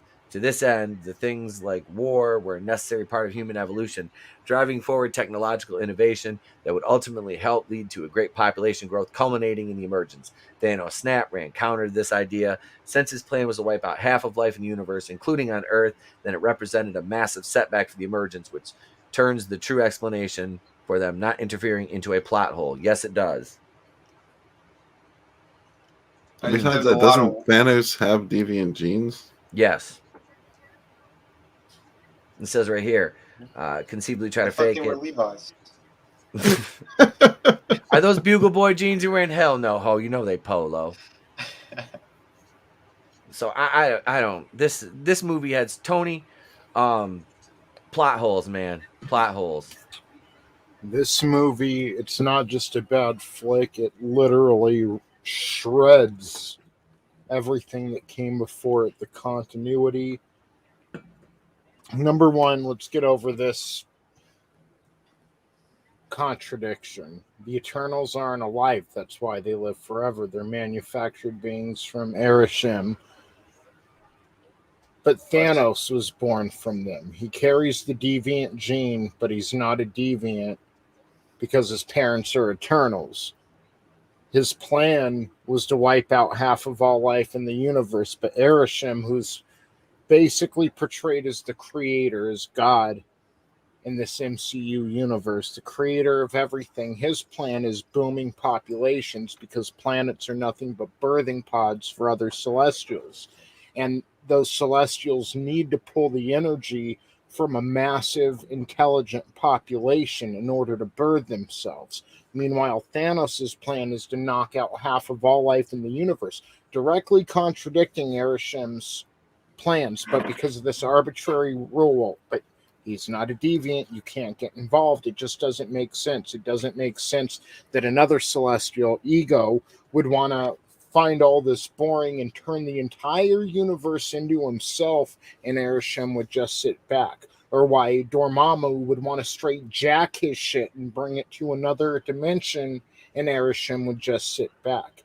It completely obliterates the entire continuity of the MCU, and that's just like one small example of different things they did to just fuck everything up. Dude, Tone, you fucking nailed it, brother. You just whipped it out and you beat them to death with it. It's like I'm sorry. These people who are writing these scripts, they don't talk to one another. They don't communicate whatsoever. Well, then how are you going to have a connected universe that's supposed to make sense? You're not going to have that. Dumbasses. It's terrible. Yeah. Terrible. It's terrible. Between how they treated the Infinity Stones and Loki, which I can kind of get over, but it just, and then this, it just, they're basically telling you everything that came before this didn't matter. But that was all the good stuff that you're saying doesn't fucking matter. So. Yeah, it's for this whole, though, everything's connected, Kevin Feige, it's just, Terminator Joe says the truth is that they don't know what the fuck they're doing. You're absolutely right. Yep. You're absolutely right. They needed to know that, but they don't. Let's see. My sketchbook says Tony needs to write for the Fed because you don't know what you said, but you hit a brother's heart. Well, I think they kind of went the wrong direction, though, because like after the whole Thanos event, after one galaxy-threatening event, you kind of need to bring it back down. Tone it down a bit, go street level for a bit, maybe ramp it up from there. But they went straight to Eternals for some reason, and I don't know. I just think they're going too big, too quick, and they just don't know how to bring it back. Yep. It's simple. You just bring it back. You don't have to fucking explain it away. You just, your next release, Daredevil. You want to bring Daredevil back? Yep. There you go. There's your next release, and just take it back from there. That's right. If build they back better. That's if they brought back Charlie Cox as Daredevil and did it like they did the first time, people would lose their shit. It would be the biggest fucking hit they had since probably Infinity War. No, honestly, and that's the thing. There does need to be a scary movie type parody of the MCU. DC tries to make them all the time. It was called Zack Snyder's Justice League. There was a superhero movie, but it wasn't directly MCU, I don't think. Was it? That was years ago, though. Okay. I have to watch that. Asian Iron Fist. Yeah. They switched Danny Rand now in the comics. Yeah, he's Asian now. So only Asians can know karate, which is not a negative stereotype, right? That all Asians know karate. Right? Well, according to the Museum of Tolerance, even positive stereotypes can be harmful. Right. And don't forget, they have an Asian female writer who did that story, getting rid of him and replacing him with an Asian character. She's also the same one that says she wants to destroy all of Stan Lee's legacy characters if she's given the chance. Oh, who was that? Was that Zhao? No. No. Something Glass? No, wait. Brianna something. Something Damn, Wong. I can't remember now. No, Alyssa Wong. That's who it was. Alyssa Wong. That's Alyssa it. Wong. That's right. The Wong. Two whites don't make a Wong. Exactly. That's the Wong They choice. do in this case. Yep. If Not anyone those is sitting there bareback going, leather. if she makes a statement on Twitter years ago, she shits on her editor that's currently the editor-in-chief now, and all over Stan Lee, calling him a racist and a bigot and all this other bullshit, then why would you hire these fucking people? Marvel, suck a dick. Yep. Yeah, it's not like she made some, backhanded attempted joke, that was a little racist, like they try to cancel a lot of people for. This was something directly related to Marvel, saying she wanted to tear down Stan Lee's legacy. Yep. And, fuck the editor. Like, why would you give that person a job? Because she just said the quiet part out loud. That's what they're all thinking. Yep. They're probably part of them were relieved when Stanley finally died.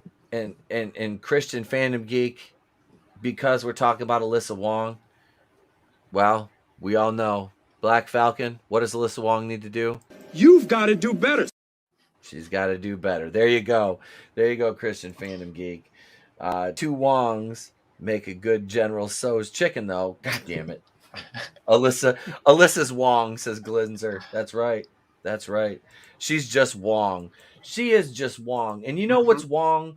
What I sound like Barbara. Hello and welcome to 60 Minutes. I'm Barbara Wawa. And tonight we'll be discussing the worst 10 movies in the MCU. Ladies and gentlemen, the intro.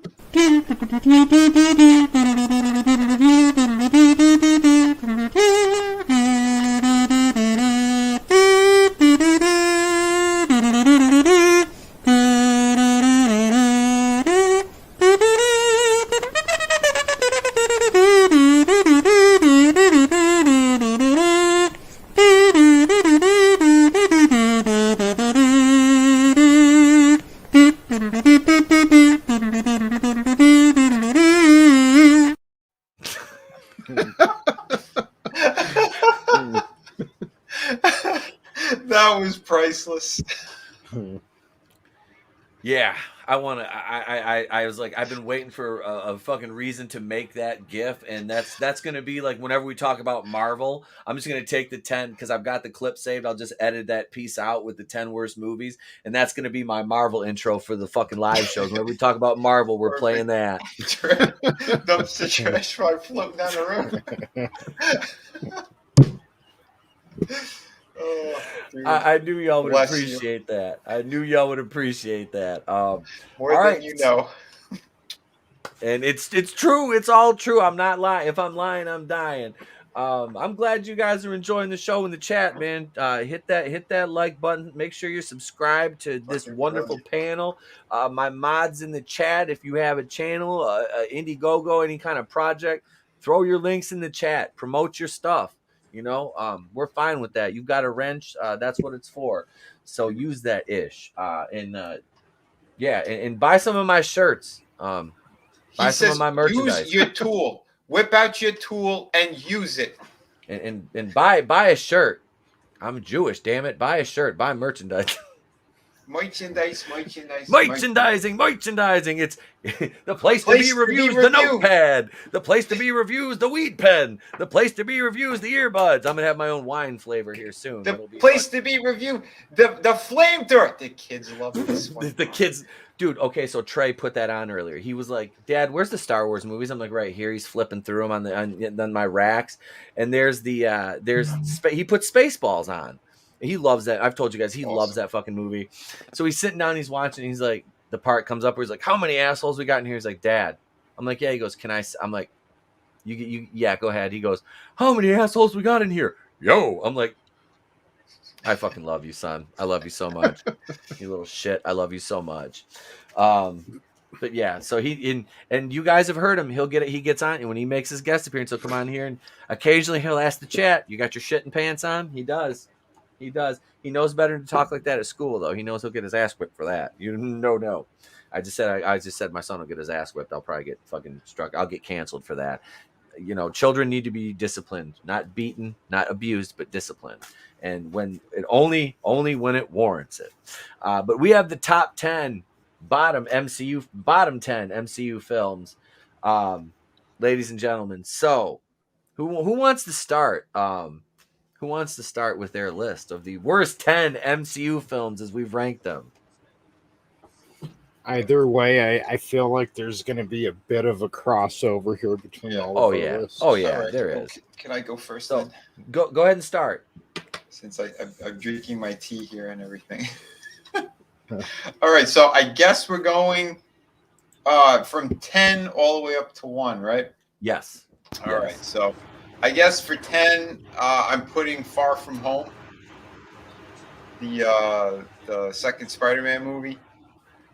That's I again, like you said, there are things that it was a little bit difficult. About that one. Yeah, it was a little bit difficult to put on the list, but I'm just going to say, like right now, there are things I liked about that film, and there's a lot of things I hated about that film. But there's shit. It's still okay. Number 9, because I finally did watch it. Black Widow. Okay. Put that on the list. That's my number 9 right now. I did enjoy looking at all their asses in the film. Right. Florence Pugh is fantastic. I do like her. And yeah, the one that doesn't want to be sexualized, her entire movie, they were just like sexualizing her, and I was like, hey, that's fun.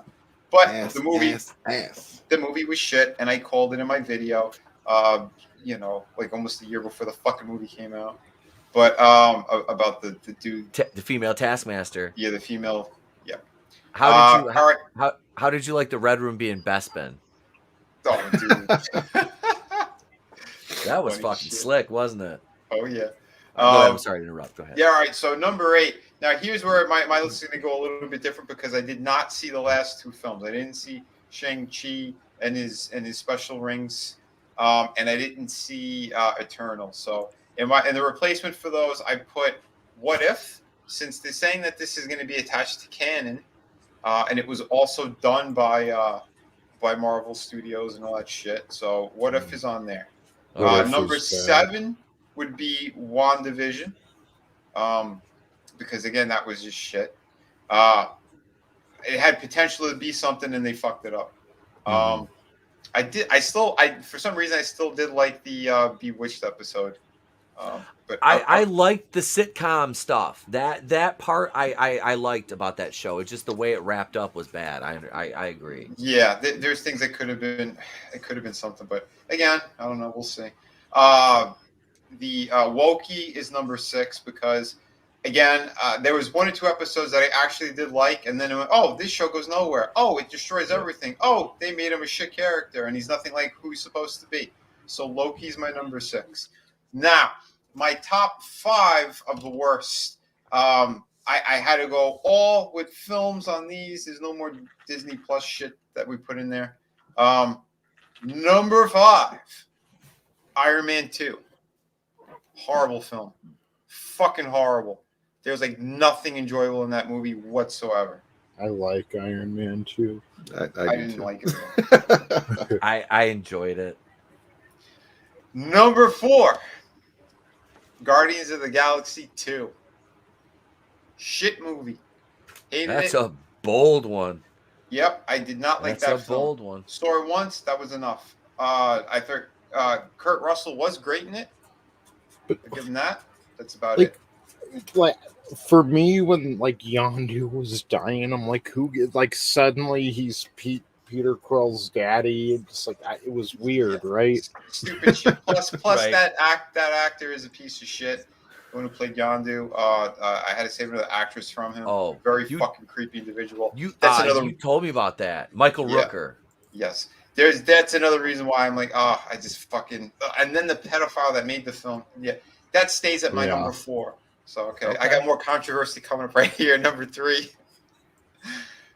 Number 3, Black Panther. That movie was shit to me, and it was a film about racism. They just wanted to push more agendas, and they wanted all the black people to hate the white people. That's what they Black wanted Panther in that poster. film. I think Killmonger was a shit character. Yeah, ruined it. Terrible. I didn't like Killmonger. When he killed Claw, I was like, what the fuck? What? Yeah. It's like, she's like, I love you, baby. He's like, guess what? Bam, you're dead, bitch. Like, what? So fucking stupid. I was And waiting to see. Claw was actually entertaining in there, but had to kill him. Yeah, it was just bad. I just everything about that. And that being said, I thought Black Panther's best appearance, Civil War. That movie was fantastic. I enjoyed that a lot. My number 2, Thor: Dark World, lump of shit of a film, waste, a complete waste. What the fuck was that? I saw it in the theater once. That was enough. I walked out going, "What the hell did I just watch? That was so stupid." Especially with the Reality Stone, like they could have done so much cool shit. Instead, they just used it real weird, and everything about that movie was. They had the elves, Tony. They had the fucking elves. Yep. And my number 1, which I believe it's probably everyone's number 1. The only film I did not finish watching, it was so bad. Lack of chemistry, story that was retarded, cardboard lead, everything about that movie sucked. Captain Marvel. And there it is. Wait for it, ladies and gentlemen. Where's she at? Where's my girl? Here comes my girl.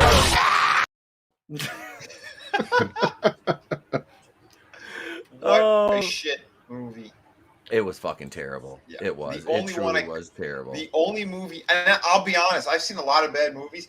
This is the only movie I did not finish watching. I'm like, I got it. It was a family member rented it during the holidays. I'm like, I can't. This is fucking terrible. I went to the actual movie theaters and I saw some other piece of shit movie. Leo Raylo's pissed. He's a Brie Larson stan. Leo's a Brie. I love him to death. But Leo's a Brie Larson stan. Brie's over here looking at you right now, Vinny, going like this. You one ugly motherfucker. It wasn't made for him. It wasn't made for him. It wasn't made for him. Oh, god damn it. A lot of these MCU hires should attend a Travis Scott concert. Well, they'll look like that George Floyd fella down there. Won't be able to breathe.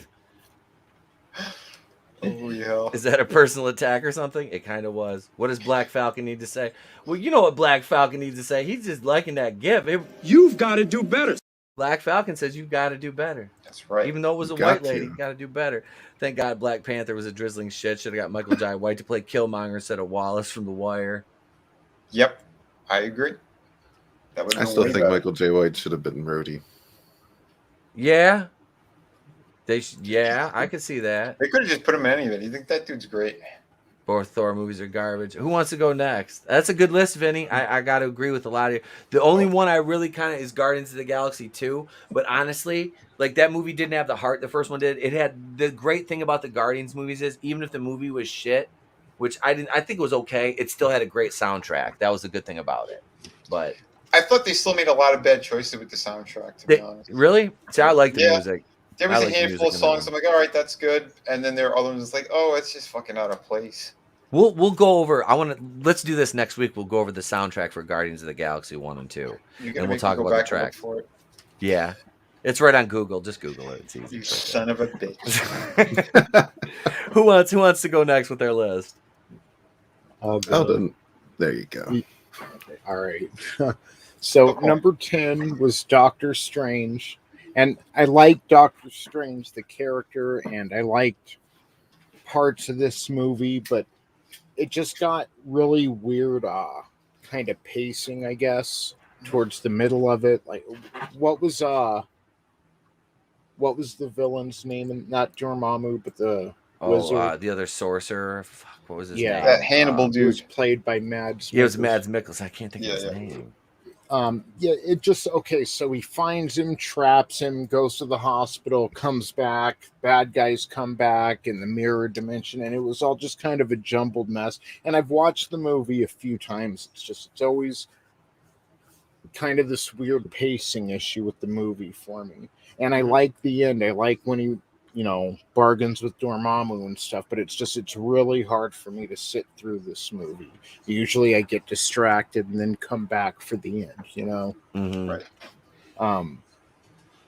Guardians of the Galaxy 2 would be number 9. And, again, I like the first movie a lot. Baron And- Mordo was his name. Mordo. Okay. Mordo. Not Mordo. Mordo's that was the black wizard. guy. Yeah, I think that's the black guy. That's the black dude. Come yeah, on, he had man. some screwy name. You ain't black. Yeah. But yeah, Guardians 2, it fell flat for me. A lot of the same reasons Vinny said. We're on the same page with a lot of these, so some we're not. So number 8, The Incredible Hulk. I'm not a big Edward Norton fan, and that's not to say I'm a big Mark Ruffalo fan either. God, you said that. Yeah, preface that, please. Yeah. But I don't know, like for me, Hulk movies are just a little boring. I'm sorry, but they are. Like, and to give Mark Ruffalo some credit, like, they did a pretty good job in the first Avengers with the tension and building towards Hulk. And then when he finally, transitioned over and he fucking turns around and looks at Scarlett Johansson, I mean, all that was really well done. But just having a Hulk solo movie and having the army and General Ross and everything, it never does it for me. Caecilius was Mads Mikkelsen's name. Thank you, Tina Bojan. Caecilius, yeah. Thank you. Yes. So number 7 is Spider-Man Far From Home. I thought Homecoming kind of fell flat, but then this just took it to another level. And like Vinny said, there are parts I like and parts I don't. Like, I'm glad I did get to see Mysterio on the big screen finally, but I just wish. And the visuals themselves were pretty well done. Like when he that one scene where he fucking he had him thinking and seeing all sorts of shit. Yeah, the Spider-Man were Tony jumping Stark. on him. And yeah, that was great. Yeah, that was well done. And I kind of like at the end that they gave up Spider-Man's identity. That was a good way to end the movie. But they're just, again, and it sucks too, because Red had mentioned earlier, we just had this big, like, grand cosmic story within game, and now let's ground it for a minute. And I feel like that's what they were going for with Spider-Man Far From Home, but it just missed the mark. Yeah. So number 6 is Black Widow. And, it was just a pointless movie. And then when I hear The Red Room, I wanted it to be something like Civil War, where they go to some old Soviet base. And I know that's been done, but just something to make it feel like how the Soviet Union was, and a flying city doesn't do that for me. Yeah, look, comrade, I don't know what you're talking about. In Soviet Union, every female spy is trained in floating city that is not detected by FAA or any other aeronautical or space organization around the globe.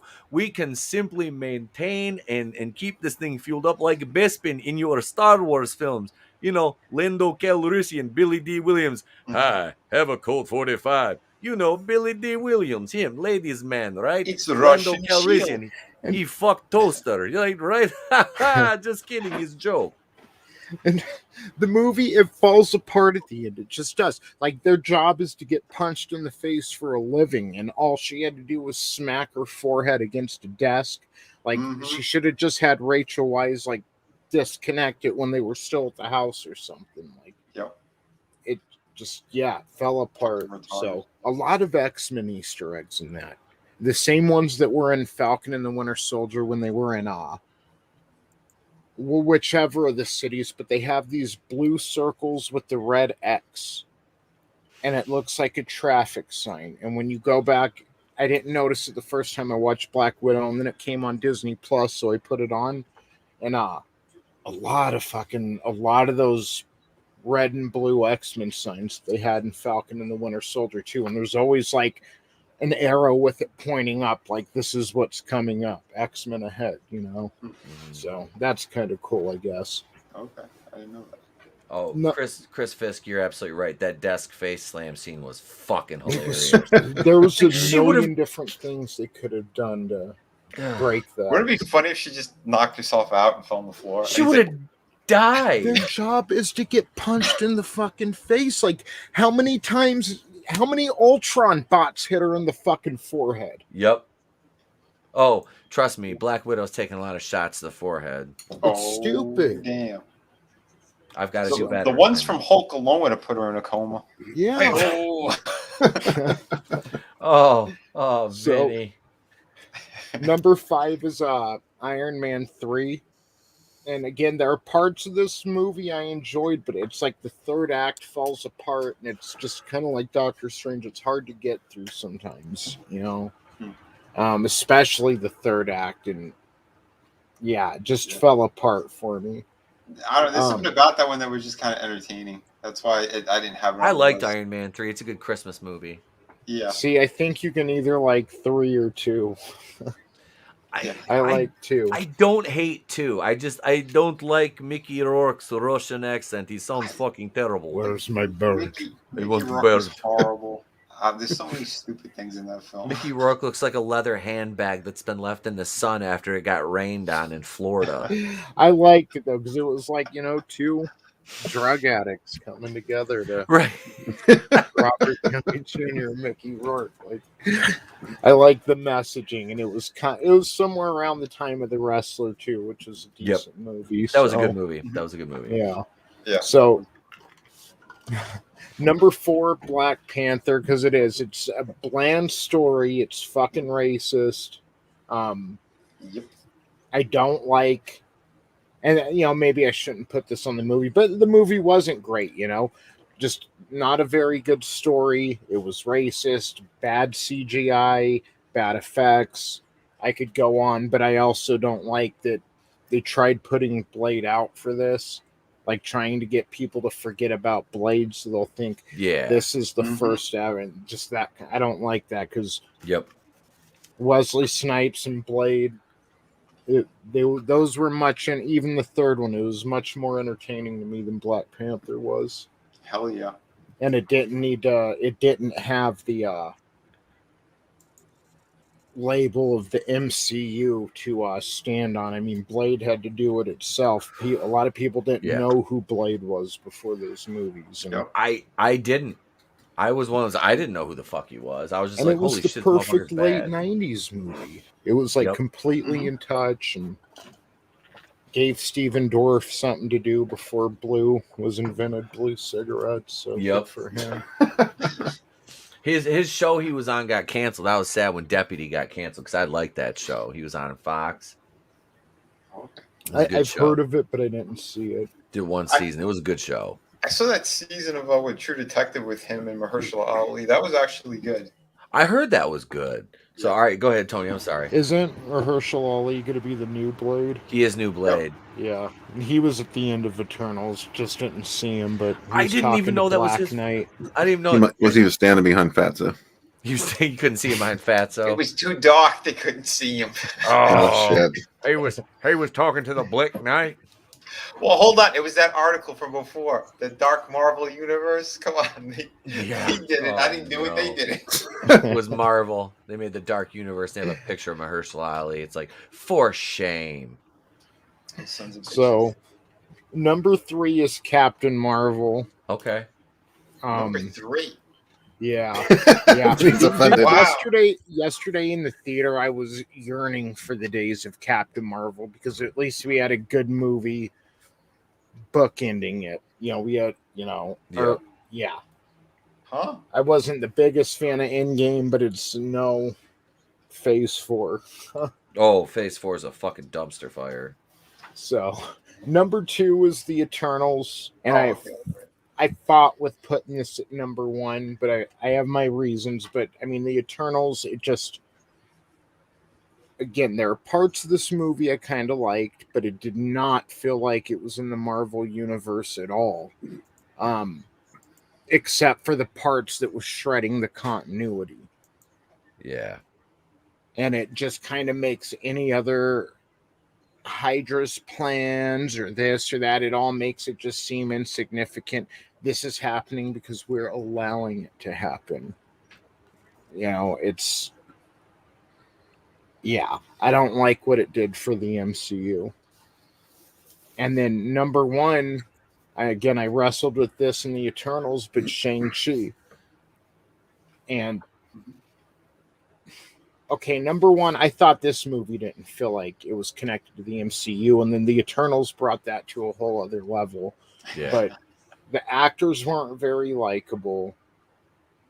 There was shit that didn't make sense in this movie, just outright didn't make sense. But this movie, and this is important to me, this movie was made to pander to China, and it was how they'll usually do with the white male. You're all sitting around the campfire and the storyteller singles out the white male to try to tell everyone else that can't fire a good story kind of thing.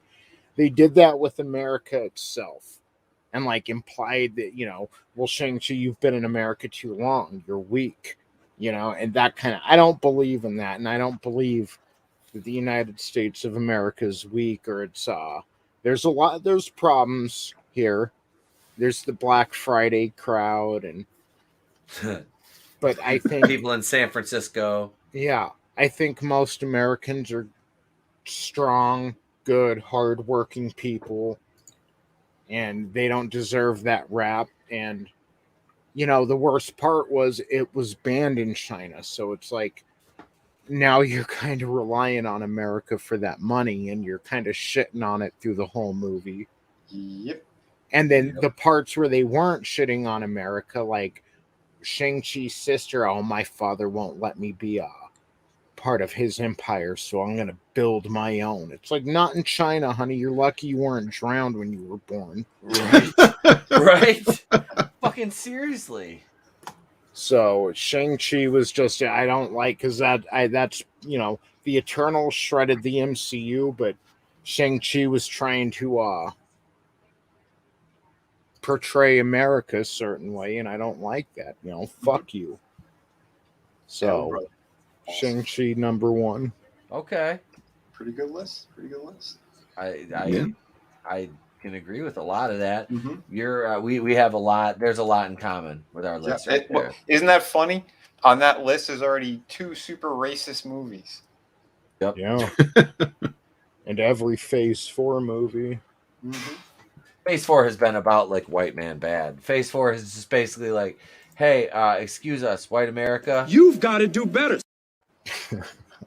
No, I don't think do better is the message. I think fuck off. Pretty much. Clear the way. Give us all your shit. Red, you want to go? Yeah, sure. All right. I might have a couple controversial ones on here. Before I get started, I have a caveat. I don't have Shang-Chi and Eternals on here because I have not seen them yet. I'm confident if I did, they would probably bump the first 2 right off the list. And it's also, I just stuck to films, not the Disney Plus stuff. But up first, I have Endgame, and that's just because it pissed me off. That whole time travel shit, I can't take it. I can't take it. That's lazy writing, and it's just it's pathetic. They could have done better. There were some entertaining parts about the whole time travel, and haha, great. It's just lazy, and I hate that shit. So that's why Endgame made number 10. Again, if Shang-Chi and Eternals were on here, it probably wouldn't have made the list. But number 9, I got Guardians of the Galaxy 2 because I just didn't think it was all that in a bag of Doritos. Yeah, a lot of the same reasons you mentioned. It was just a lot of these I gauged on rewatchability, and I don't think now I'll watch the end of Endgame all day long, but for most of it, I don't need to watch again. Yeah, that punch I can watch all day long. Yeah, Guardians of the Galaxy 2 just doesn't all day. doesn't throw me. I don't really care to see it again. It just it wasn't stellar. Number 8, we have Iron Man 3 because I did like Iron Man 2. Iron Man 3. What really pissed me off with that was the whole Mandarin bit. It just wow, you had the perfect opportunity for a great villain. You were just about to introduce fucking magic anyway, but no, let's just make him a joke. That really pissed me off. I heard they did it worse than Shang-Chi. Well, I can imagine. Yeah, I'll find out one day when it's free to watch. It's on Disney Plus now, I think, for free. It's getting there. It's almost on there for free. I'll let you know. I'm not holding my breath. I'll screen rip it and send it to you. You gonna rip it like Biden and the climate thing there? Come on, man. Come on, man. Oh, you didn't hear about his part? He farted in front of one of these duchesses or something. That's all she's I heard talking that. about. I heard that. Well, Pop's 90 years old. He can't control his bowels. Shit. Well, I pooped my pants again. Wait, Etep, did you go in the bathroom? No, I'm you right here. You got a bathroom echo. No, I'm right here. I'm here. Just checking. I'm here. I didn't go nowhere. I don't have a wireless mic. I can just walk to. Now that'll be the shits right there. Literally, if I have a wireless mic, I'll be like, hang on, I gotta mute for a second. Why? Hey, people have done it before. That's why I was asking.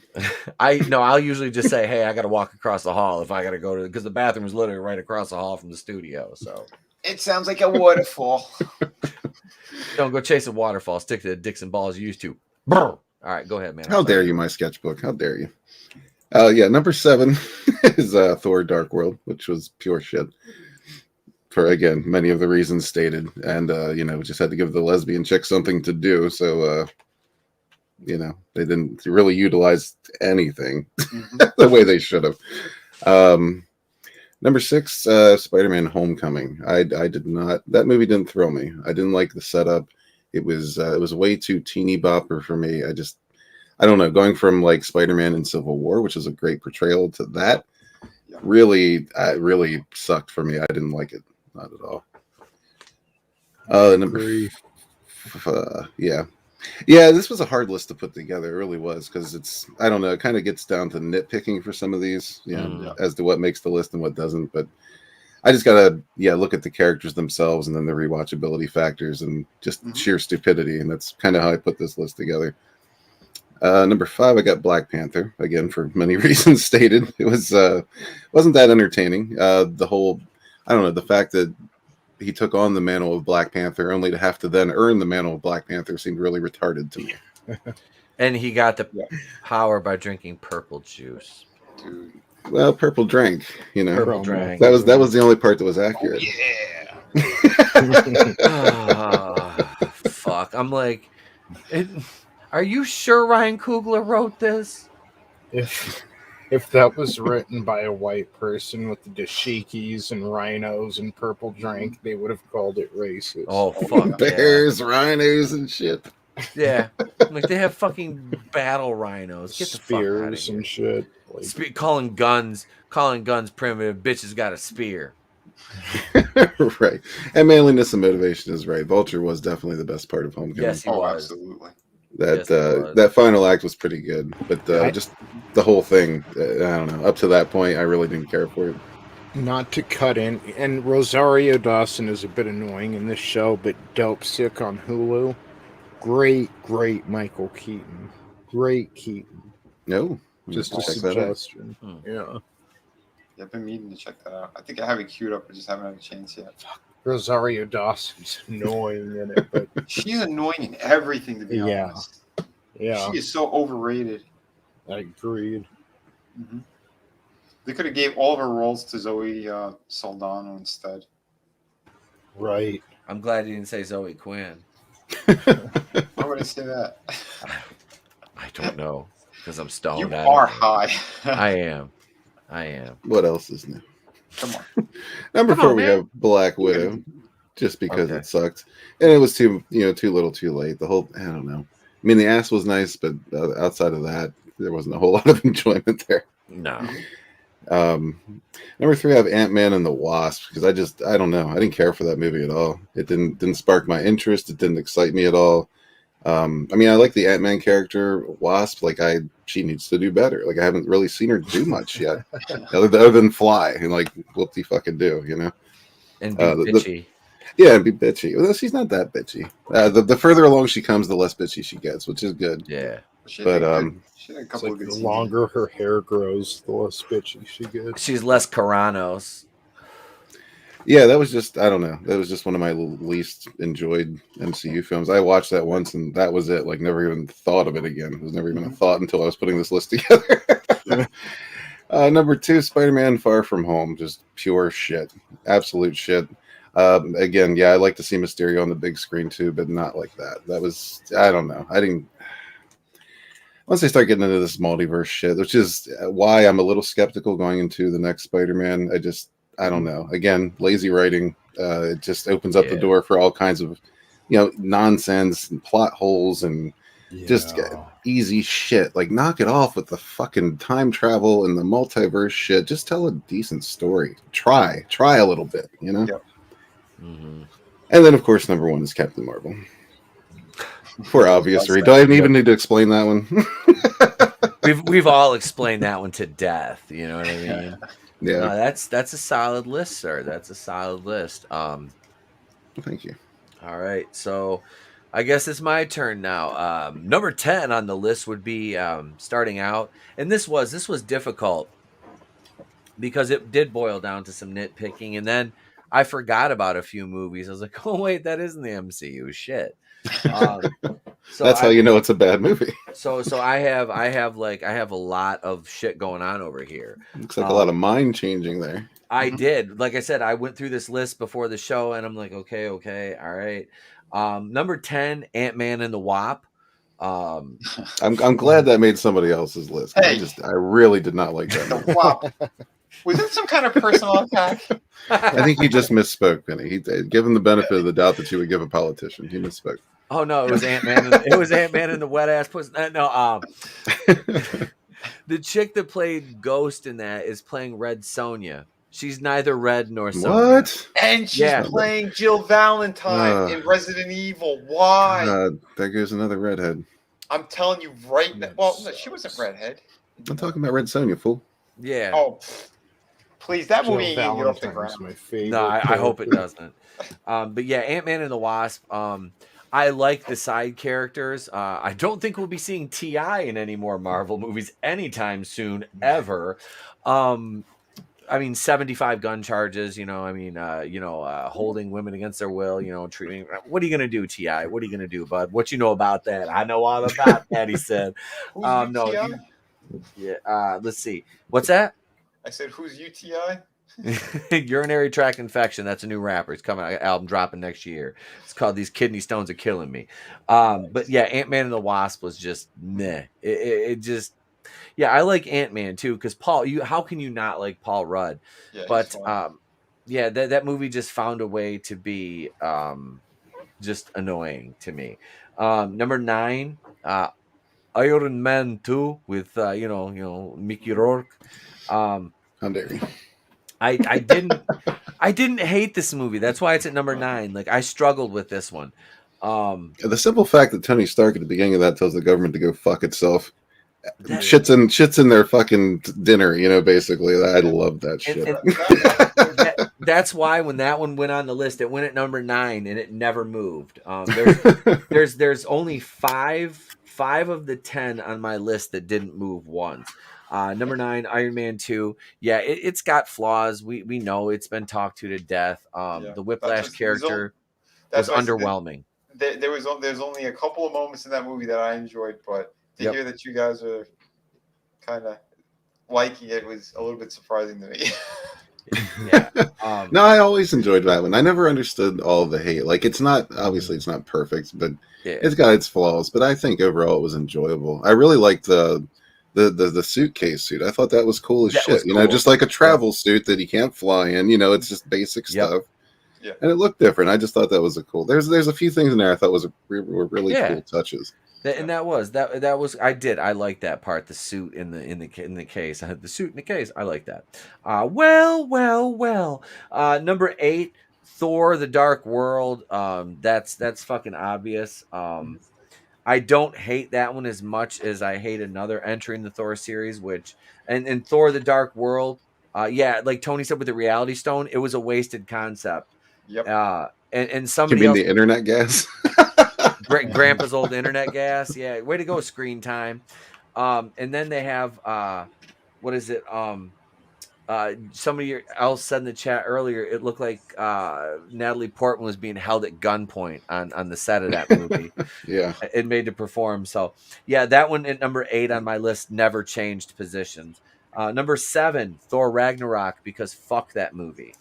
I went back and forth between that and Endgame for number 10. Honestly, I did not like Rag. The only fucking thing I liked out of Ragnarok was Korg, and it's Taika Waititi, which I have all kinds of internal conflict about. But I also liked him as IG-11 in The Mandalorian. I did. I thought he did really well in it. Mm-hmm. You got to see What We Do in the Shadows. I want to watch that. I do. That's what I've heard. Yeah. So Ragnarok at number 7. Real quick, I love the first Thor movie. I know that gets some hate. Nope, too. I like that. And I like the first one. Yeah. Yeah. See, the third one I enjoyed because I said after 2, I said fuck this. Yeah, I mean the character, they ruined them anyway. So when I saw the third, I'm like, oh, all right, fine. They did something completely different, and I laughed and I enjoyed it for what it was. kind of pissed me off that they cut his hair. Yeah, it was kind of weird. It was. I think it was just so he didn't have to wear a wig anymore. yeah. Taika David Cohen running from his fucking roots as a fucking Jew, trying to fucking be somebody else. Look at you, Dave. Look at you, fucking Taika. I'll ruin your mythos in a minute, baby. You don't know you want because I haven't given it to you yet. Fuck you, Taika. Fuck you. Yeah, can't wait for that Love and Thunder. That'll probably knock a lot of these off the list. Oh yeah. Oh, I have a feeling that's going to be because we get to see Valkyrie find her Kingsies. Yay! Because that's what everybody wants in a Thor movie. Number 6 on this is Black Widow. The Black Widow. Or fucking up the same thing as the other people. I like seeing her ass. She's got a fucking nice dumper, she does, eh? Like to play the didgeridoo off that thing. But no, seriously, it was just a shit movie. Like I said, Bespin be in the Red Room to me. The fucking I'm gonna break my nose to sever them. Like, bitch, what? Like, you will kill yourself doing that. Like, are you fucking retarded? Like. It wasn't just Bespin. It was literally one of the aircraft carriers for fucking S.H.I.E.L.D. just Russian. Mm-hmm. Yeah. Yep. That was it. Mm-hmm. That was it. It just, Black Valkyrie. Black Valkyrie. Thor is not a comedian, right? That's it. What the fuck? Yeah, gradually Thor transformed from Thor into the dumbass in Ghostbusters 2016. Yeah. I used to have. I actually had a fucking decent like New Zealand accent I was working on for a while, but I haven't done it in so long. It's an amalgamation of everything. They're all kind of blend together. I don't even know what the fuck I'm doing anymore. New Zealand, I think they're a little squeakier. That's Taika. Yeah, yeah, he's not even New Zealand. Fuck you, Taika. Fuck you, bud. So yeah, Black Widow. There was David Arbor. Like every man in that movie was either stupid, weak, or evil. That was it. Yeah. Those were your true. Those were your fucking Brandon Brett. I'm Australian. Okay. So yeah, I don't fucking know. I don't even know what the fuck I'm doing anymore. We have quite a following from Australia though. We got an Australian contingent. I like that. All right. Iron Man is probably my number one, but yeah, dude, Iron Man is my. Are we going to do a 10 best? We're gonna do a 10 best. We'll do a 10 best next week. Okay. That'll be our 10 best next week. Number 6, Black Widow. That one's fucking just shite. 5 is Avengers Endgame because fuck all this time travel and this lazy writing and shit. Mm-hmm. He's just funny hearing you guys do Aussie accents. Oh, dude, there's a story behind mine. There's a fucking long story behind that one. Oh God.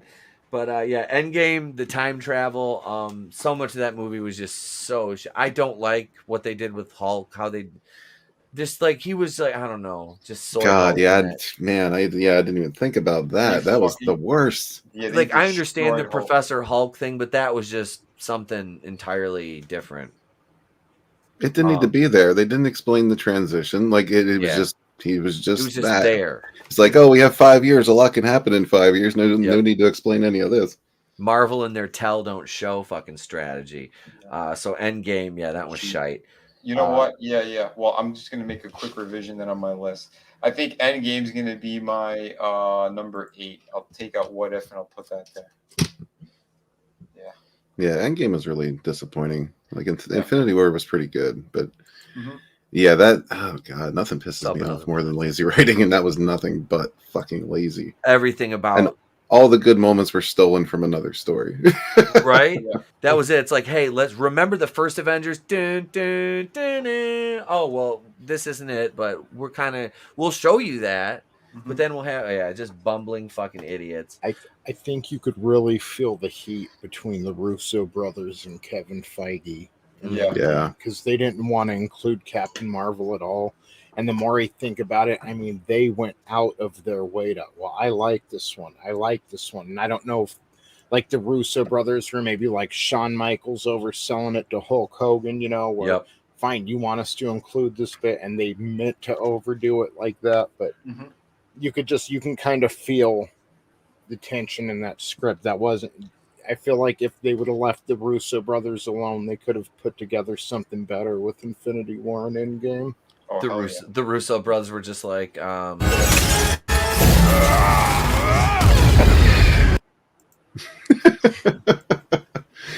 yeah, and you could see that transparent attempt to try to keep making her likable, and she just isn't. She just isn't, especially not with that Hillary Clinton haircut. No, not at all. Well, they did that on purpose too, so they could put that joke in there. Oh God. Number 4. Endgame. I mean, we've talked about Endgame to death. That movie. There was little things there, man. I'm gonna say when Tony Stark died, that fucking hit me. I knew it was gonna happen, but it fucking because some fuck spoiled it on Facebook for me the one day. Never mind.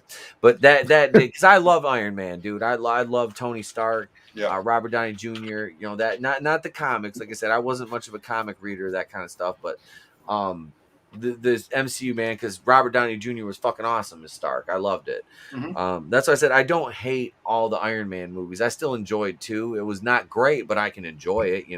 It's not like I'm like it's high art and I'm like dying on the hill of Iron Man 2. Right. I enjoy it. Everybody thinks it's shite, but there's a lot of. I watch Batwoman too, so I might not be a good judge. Yeah, but you watch that exclusively to complain about it. I do. Those are my most viewed videos. I know where my bread's buttered. I hope that shit goes 30 fuck. It was like 30 seasons, Morty. 30 seasons of Batwoman. Number 4, Far From Home, because fuck that movie. I went to the theater to see that with my best friend who's like a normie, and we were sitting there and he's enjoying it and I'm like picking it apart and he's like, would you shut the fuck up? I'm like, are you not seeing the same movie I'm seeing? Because I'm watching Spider-Man. I'm like, no, you are not watching Spider-Man. This is not Spider-Man. Fucking Spider-Man. We'd be watching a Tobey Maguire movie watching Spider-Man. Get the fuck out of here. You're watching Night Monkey. Night Monkey. Oh, fucking Night Monkey. That's racist! God damn it. I said it with the kid. Mysterio looked good in that. Jake Gyllenhaal looked good as Mysterio. It was my sketchbook is knocking on Infinity War. Infinity War is like my fucking second favorite Marvel movie. That one is. I didn't like it as much. I loved Infinity War. I did. I love that fucking movie. Age of Ultron is I walked out of the theater Ultron's kind great. of upset with Age of Ultron. I didn't like it at first, but then I had to digest it. Now it's my favorite It's great movie. It is. That's a great movie. There's a lot of hate for that one too. It's another one I there enjoyed. is. There is. I just love James Spader as Ultron too, because I just fucking love James Spader. Blacklist is phenomenal with him. So it's now time for my top 3, and I get to do this before the top 3. So are we ready? Well.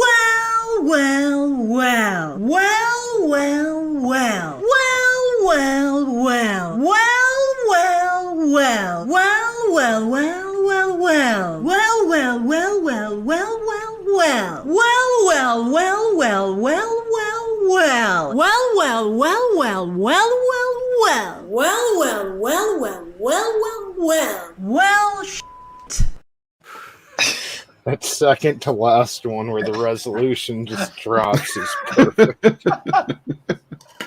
Well, someone doesn't know how to do their own makeup. No. No. It's like a fucking clown. Oh, the only thing that could make that better is if Mike Lindell was selling my pillows to Grace Randolph. Well, I also did crack, just like Grace. Now I sell pillows. God damn it. Okay, so top 3. This was in line with actually 48 hours, and then we're gonna kill Michael Lindell.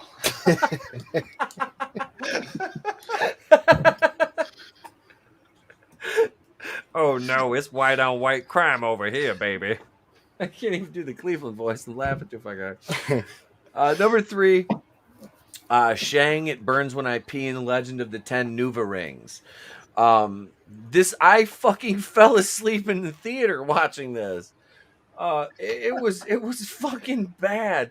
Like, you could have cut 20 to 25 minutes of flashbacks out of this movie and just all kinds of bullshit, and you would have had still a fucking garbage movie, but it would have been 25 minutes shorter. They bag on the fucking CGI and all these other movies, and then the fucking CGI in this was nothing to write home to mom about. Simu Liu is a fucking piece of shit pedophile defender. What we've all seen the Reddit posts. I did a couple videos on that shit. Glinzer, it is Sleep Chi. It is Sleep Chi. God, it was fucking terrible. Like, his sister, yeah, I like how you said that earlier, Tony. Her dad's not going to teach her how to be a fucking super secret spy ninja, so she'll learn on her own, and she'll be just as good, if not better, than everybody else because she trained herself. You know, what the fuck is that? Yeah. Like, what? Yeah, and of course, Shang-Chi can beat everybody except his fucking 90-pound sister. You know, who the fuck does she think she is? Maggie Q or something? Like, this was, it was just shit. And the little faceless fucking creature that only the fucking fake Mandarin could understand. What? I'm Travis Slatery. I'm like, oh God, I love you, Ben Kingsley. Why do you do this to yourself? Why? Why do you do it to us? Money. That's why. I wish they tried the nose. deliberately to be funny. That was something with the Eternals too. There was not one genuinely funny moment. It was just all that deliberate. Oh, we're gonna get to the humor in Eternals. It's Thor. It's Thor talking to new Master 69 humor. It's like all they do now. That's the thing that's the most upsetting with the MCU is they're trying to make everyone turn into Tony Stark. Yep. Like, why? It doesn't need to be that way. Mm-hmm. His poor writing right there. So Shang-Chi, that movie fucking sucked. It sucked. It wasn't stunning and brave.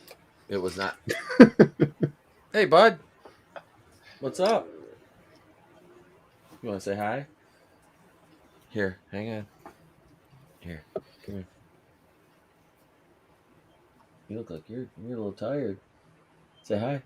Hi. What's Hi, up, Trey?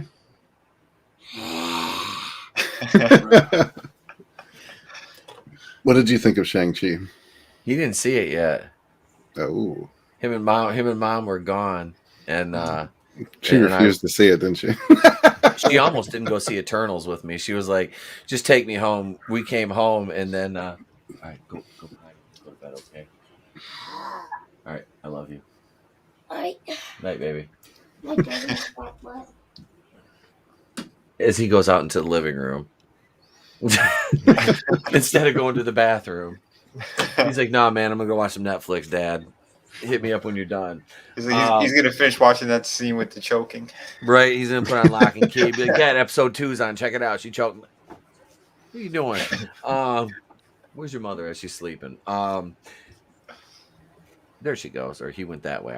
I don't know at this point. So number 2 is the Eternals. the humor in that, and Grace was like, "Oh my god, the humor is the Kumail Nanjiani's my favorite." She was like, and it was, oh my god, Kumail Nanjiani was terrible. He was like Tony, we said, he's like a 16-year-old girl. Like that was 16-year-old Valley girl. He had the it was, the humor was, it was contrived. Everything about it was contrived, and it didn't land. And he's not. They're trying to make him Bollywood is from India, not Pakistan. So Kumail Nanjiani is Pakistani. He's not Indian. And Marvel's like, they have to be so okay. So I couldn't do Cleveland's voice because I'm white. But Kumail Nanjiani, a Pakistani, can play an Indian character who has Bollywood, roots and shit. But that's not problematic, is it? Because he's brown, right? Disney's like, fuck it, he's brown. It's fine. Correct. They're all the same, right? Didn't they do something with Shang-Chi too? Like, well, I know he's from Canada, but is he actually Chinese or?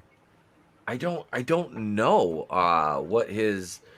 I thought he was Chinese. Is he Chinese? Is Simu Liu Chinese? Well, I know he's from Canada, yeah, but like his descent, I believe so. I believe so, but the Chinese didn't like him. They said he was ugly. Yeah, he didn't meet their standards for being physically attractive. He was a sissy boy. Yeah. Do I have to get the hat? All right, hang on. Never hurts. It never hurts. Hang on.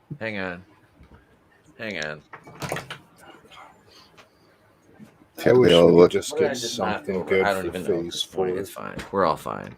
I'd love to skip Phase 4. That'd be great.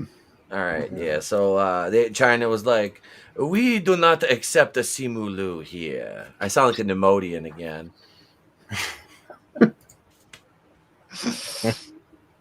We do not like Simu Liu at all. No. Finish him. Simu is from a China descent. He spells it China. Thank you, my sketchbook. I promise. If you think it can't get any worse than me wearing this hat, it gets way worse, ladies and gentlemen. It'll get way worse. Maybe I don't know. I've got the mask. Are you gonna do it for Black Panther? I've got the my Black Panther mask. It's an Obama mask. Damn it. Okay, so Eternals is shit.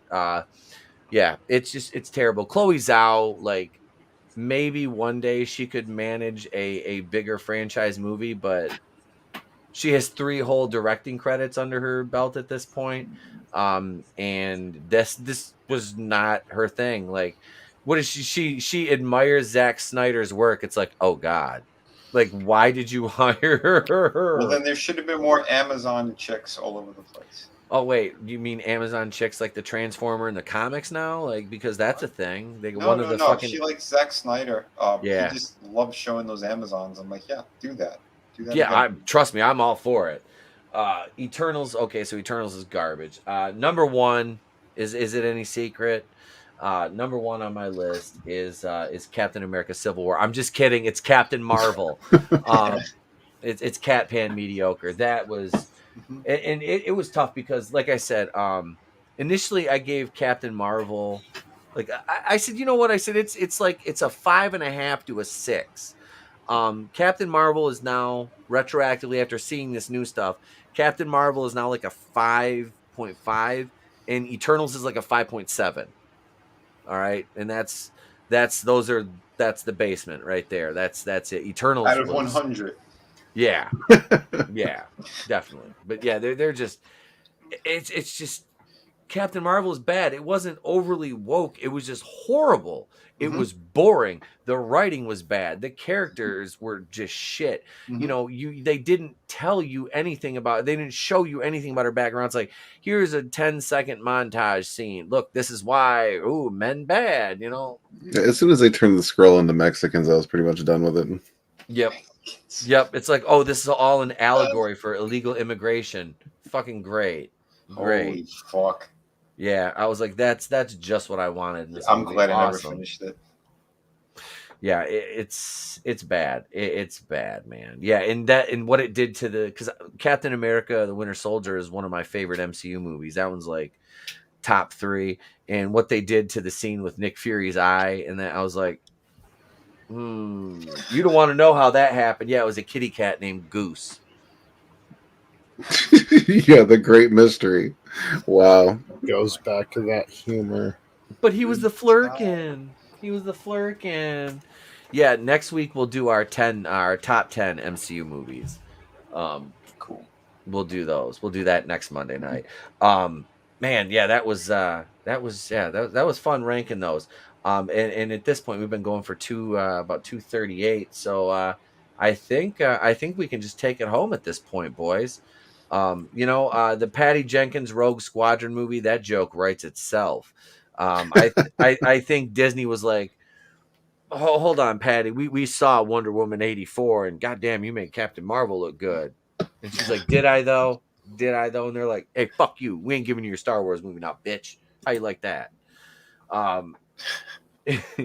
Yeah, that It's just in on the internet. I got the information from 400131. He says, and I quote, Patty Jenkins is next. Take out Kathleen Kennedy, and Patty Jenkins is going to be after that. Damn, Ford's a killer.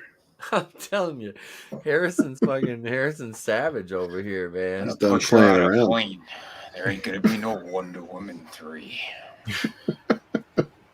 I'm going to save Gal Gadot's career. Yeah. They just try to blockbuster and take that late fees. Oh, hell. Let me toss it over to Tony. We'll wrap up, Tony, because I know you got something you're working on. Yeah, I'm working on a Eternals review, so that should be out hopefully in the next day or two. And then tomorrow, okay, I'm trying to get the wrestling, and it's been a hectic week, you guys. A lot of stuff going on in the personal life. So I think we're doing the Monday Night War retrospective tomorrow, but there's like probably a 70-30 chance that we will, but we might have to delay it a week. So, yeah, I'll let you guys know. But look out for that. Look out for the Eternals review. And if for some reason we're not on tomorrow, which I hope we will be, but if some reason we're not, catch me here Wednesday for Going Rogue. That's right. That's right. Thank you, man. Parrot Head, Grace or Gal? Oh, Gal Gadot. Yeah, but you have to. What kind of question is that? Like, I mean, I might joke around about Grace, but I mean, if Gal Gadot was like, "Hey," I'm like, you know what? You're not. You'd be like, well. I'd be like, well. Well, shit. Well, shit. Yeah, come here, you. It's like, do you want this fantastic sandwich or do you want this shit sandwich? I mean, come on. Come on, man. Come on, man. Let me send it over to Red Gaze. Red, what's going on, man? Oh, stuff and things. Red Gaze on YouTube, at the Red Gaze on Twitter. Sunsworn.com. If you want to check out some awesome comic action in space fantasy. You can also still pick up the first novel there. Still got some copies left, so check it out. Yeah, I'm going to try to be putting out more content on the channel, do a little bit more first fives to kind of introduce people to some of these indie comics. So Thursday, we do promotion streams on Rogues Gallery at 6 o'clock p.m. Eastern Time.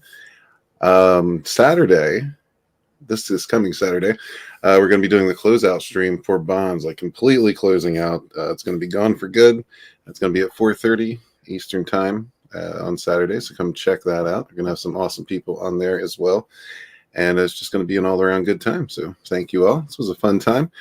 Hail the chat. Good to see some new faces here. We'll catch you next time. Oh, yeah, thank you, sir. Thank you as always, man. Next, we got Vinny.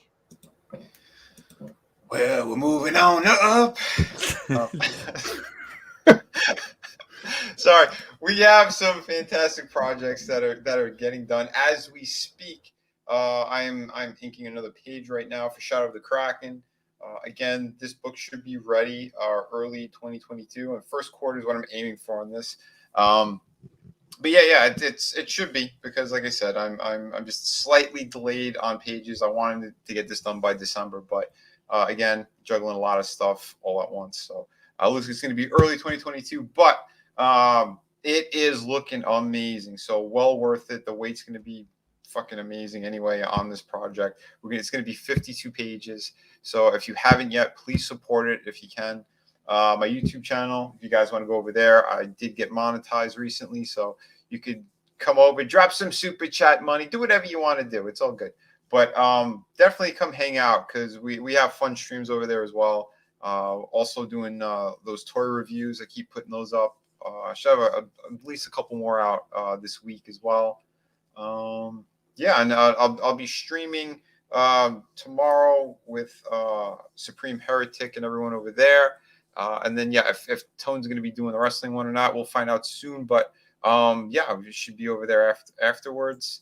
Yeah, it's a full week, always is, but it's a good time because my brothers here are fantastic. Tonight's been great, lots of fun. Remember, City of Venus and Through the Woods still available as well. Those ship immediately, so please jump all over that. Yeah, it's going to be good stuff. And remember, if you don't, we know that good old Harrison is going to be waiting behind you in the bushes. 48 Sharp hours. metal thingamajig. Listen, we want Kathleen Kennedy out. All right, so people will be dying every 24 hours. Remember that. And congratulations, superfan Adam Shawhan. Yeah, on your grandchild. Right. Yep. That's awesome. Oh yeah, brother. Yep, he is super grandpa, super fan Adam Shawhan now. So congratulations, man. That's awesome. That is healthy, baby. Nothing better, sir. Congrats, Adam. We do, man. We got you on the channel. That's fucking beautiful, man. That is. Oh, all right. With so much going wrong in the world, that's something that's good. That's something that's right. Let's see. So me, I don't want to do this, but hi. I'll be over on Tony's channel tomorrow at 8. I'll be on Supreme Heretics before that at 6:40. And I don't have time to do a video tomorrow because I have to substitute teach because the regular gym teacher's out because somebody in his daughter's class was exposed to COVID. So I have to teach tomorrow. I'll be in my full hazmat suit. No, I don't give a fuck. I'll be not wearing a mask and just in there teaching gym class and making the kids fucking play basketball or something. The little ones are easy to work with though, because it's like, hey, play duck, duck, goose for like 15 minutes and go back to class. It's fucking easy. They're great because I have like the little kids like first thing in the morning, like the young ones, and it's like, man, they're so just happy to be able to run around. I'm like, you're free, little Bob, run free. You're good. Just run around. Just don't fucking bounce into the walls. Most of them are padded. You're fine. But no, so no video tomorrow, but I'll be over on Drew's at 6:40 for Rogue Resistance. Reviewing the Monday Night Wars at 8 p.m. on Tony ToneDef's channel, The Clown World Review, which if you don't subscribe to, Harrison Ford will also kill somebody every 24 hours that you don't subscribe to Tony's channel. Wednesday, I will probably have a video out sometime during the day. We'll have Going Rogue Wednesday night, 8:35 Eastern. Daniel William Osborne, author of, and it's right here in my stack of comic books somewhere. Right here, actually, is Oz will be on promoting Everlasting Survivors, which he wrote and Jeff Hicks illustrated part of the book. And him and Jeff from World Class Bullshitters will be on as I hit my fucking mic stand. They'll be on Wednesday night with Tony and I. So that'll be a fun fucking stream right there. And then, Thursday, I have the day off work. So I will be getting that Batwoman review out on Thursday this week. I know. I spoil you guys. I do. The Batwoman review will be out Thursday. And I'll have to record another video or two for the weekend because I will be out of town. Basically for early Thanksgiving and getting ready to do some rifle hunting on Monday. The show will be on time like normal Monday. I plan on shooting something before it gets dark so I can have it all gutted and skinned and be on time for the show. And I'll be wearing a carcass on me. I'll be wearing the fucking deer skin on my head. He'll be wearing Kathleen Kennedy, and this kid's gonna eat her heart. Oh, as an asshat? Yes. But yeah, so that's what's going on here. Subscribe to all these guys and support their projects before they're gone for good. And man, big shout out to Nerium for Bonds, which is literally right here, right next to I have Bonds and Sunsworn right here, actually, and City of Venus, Vinnie's art book. We got Sunsworn, we got City of Venus, Vinnie's art book. We got Sunsworn, Edge of Annihilation right here, and we got the Bonds box right here. I mean, this is what more can you ask for? This is the kind of stuff you need to put your money into. Guys like Chris Fisk in the chat that got stuff going. I mean, this is this is great. We got a great community here, ladies and gentlemen. So that's it. I'm done rambling. My outro is getting quite as long as Culture Casinos. Let me thank this chat though. My sketchbook, 340, Keely Chow, Random Bread Creator, Glinzer, Tina Bojan said great stream night. Thank you, Tina. Maybe Human, Superfan, Grandpa Adam Shawhand, Parrot Head. Let me keep looking here. Nano Reaper, Terminator Joe, Chris Fisk. I say Parrot Head, purveyor of memes. Frankie Knows. I saw Admiral Tiberius earlier. Let's see. Keep scrolling back. Keely Chow. I think we got Keely Chow. Manliness and Motivation. Tommy and the Guinea Pig Collective. I cannot forget our fellow rogues here. Don't forget our show on Thursday as well. Oh yeah, you got one. Yep, you got your the toy show on Thursday. What time's that? 7:30. Okay, 7:30. It's a double feature. That's right. Collectible test with 2 guineas. But yeah, right before that, get on over to Red Gaze's channel. Here we go.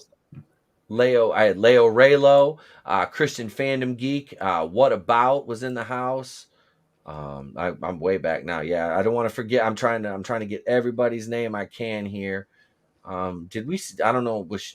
Drew was here. Supreme Heretic jumped in the chat earlier. I didn't know if I saw Sherry's name tonight. Small Time was here. Let's see, who is this one? There was another one I didn't write. Awesome One was in the house. Yeah, that's I'm going all the way. I'm going as back as far as I can. Machiny Draws was here. Yeah, that's about as far back. Night's End, Pursuing Paranormal, Godzillionaire, The Jeffersons, George and Wheezy were here. Doom Tap was here, and yeah, that's it, man. There's Chris Fisk. Yep, get that. It's in demand on Indiegogo. Do it, or I'll threaten you and your family. Oh, Get ladies off and gentlemen. my plane. But that's not the case here. That's it, ladies and gents. We're out of here like feelers and high top fades. I'm Tempo Kuyan of the Place to Be Reviews. I've been here with all of yous. If I don't see you, have a great day, a pleasant tomorrow. I'll catch you on the next one. And remember, it's always better to burn out than fade away or be fatsos in the Eternals. That's just being fatso would not be a good thing. Boom!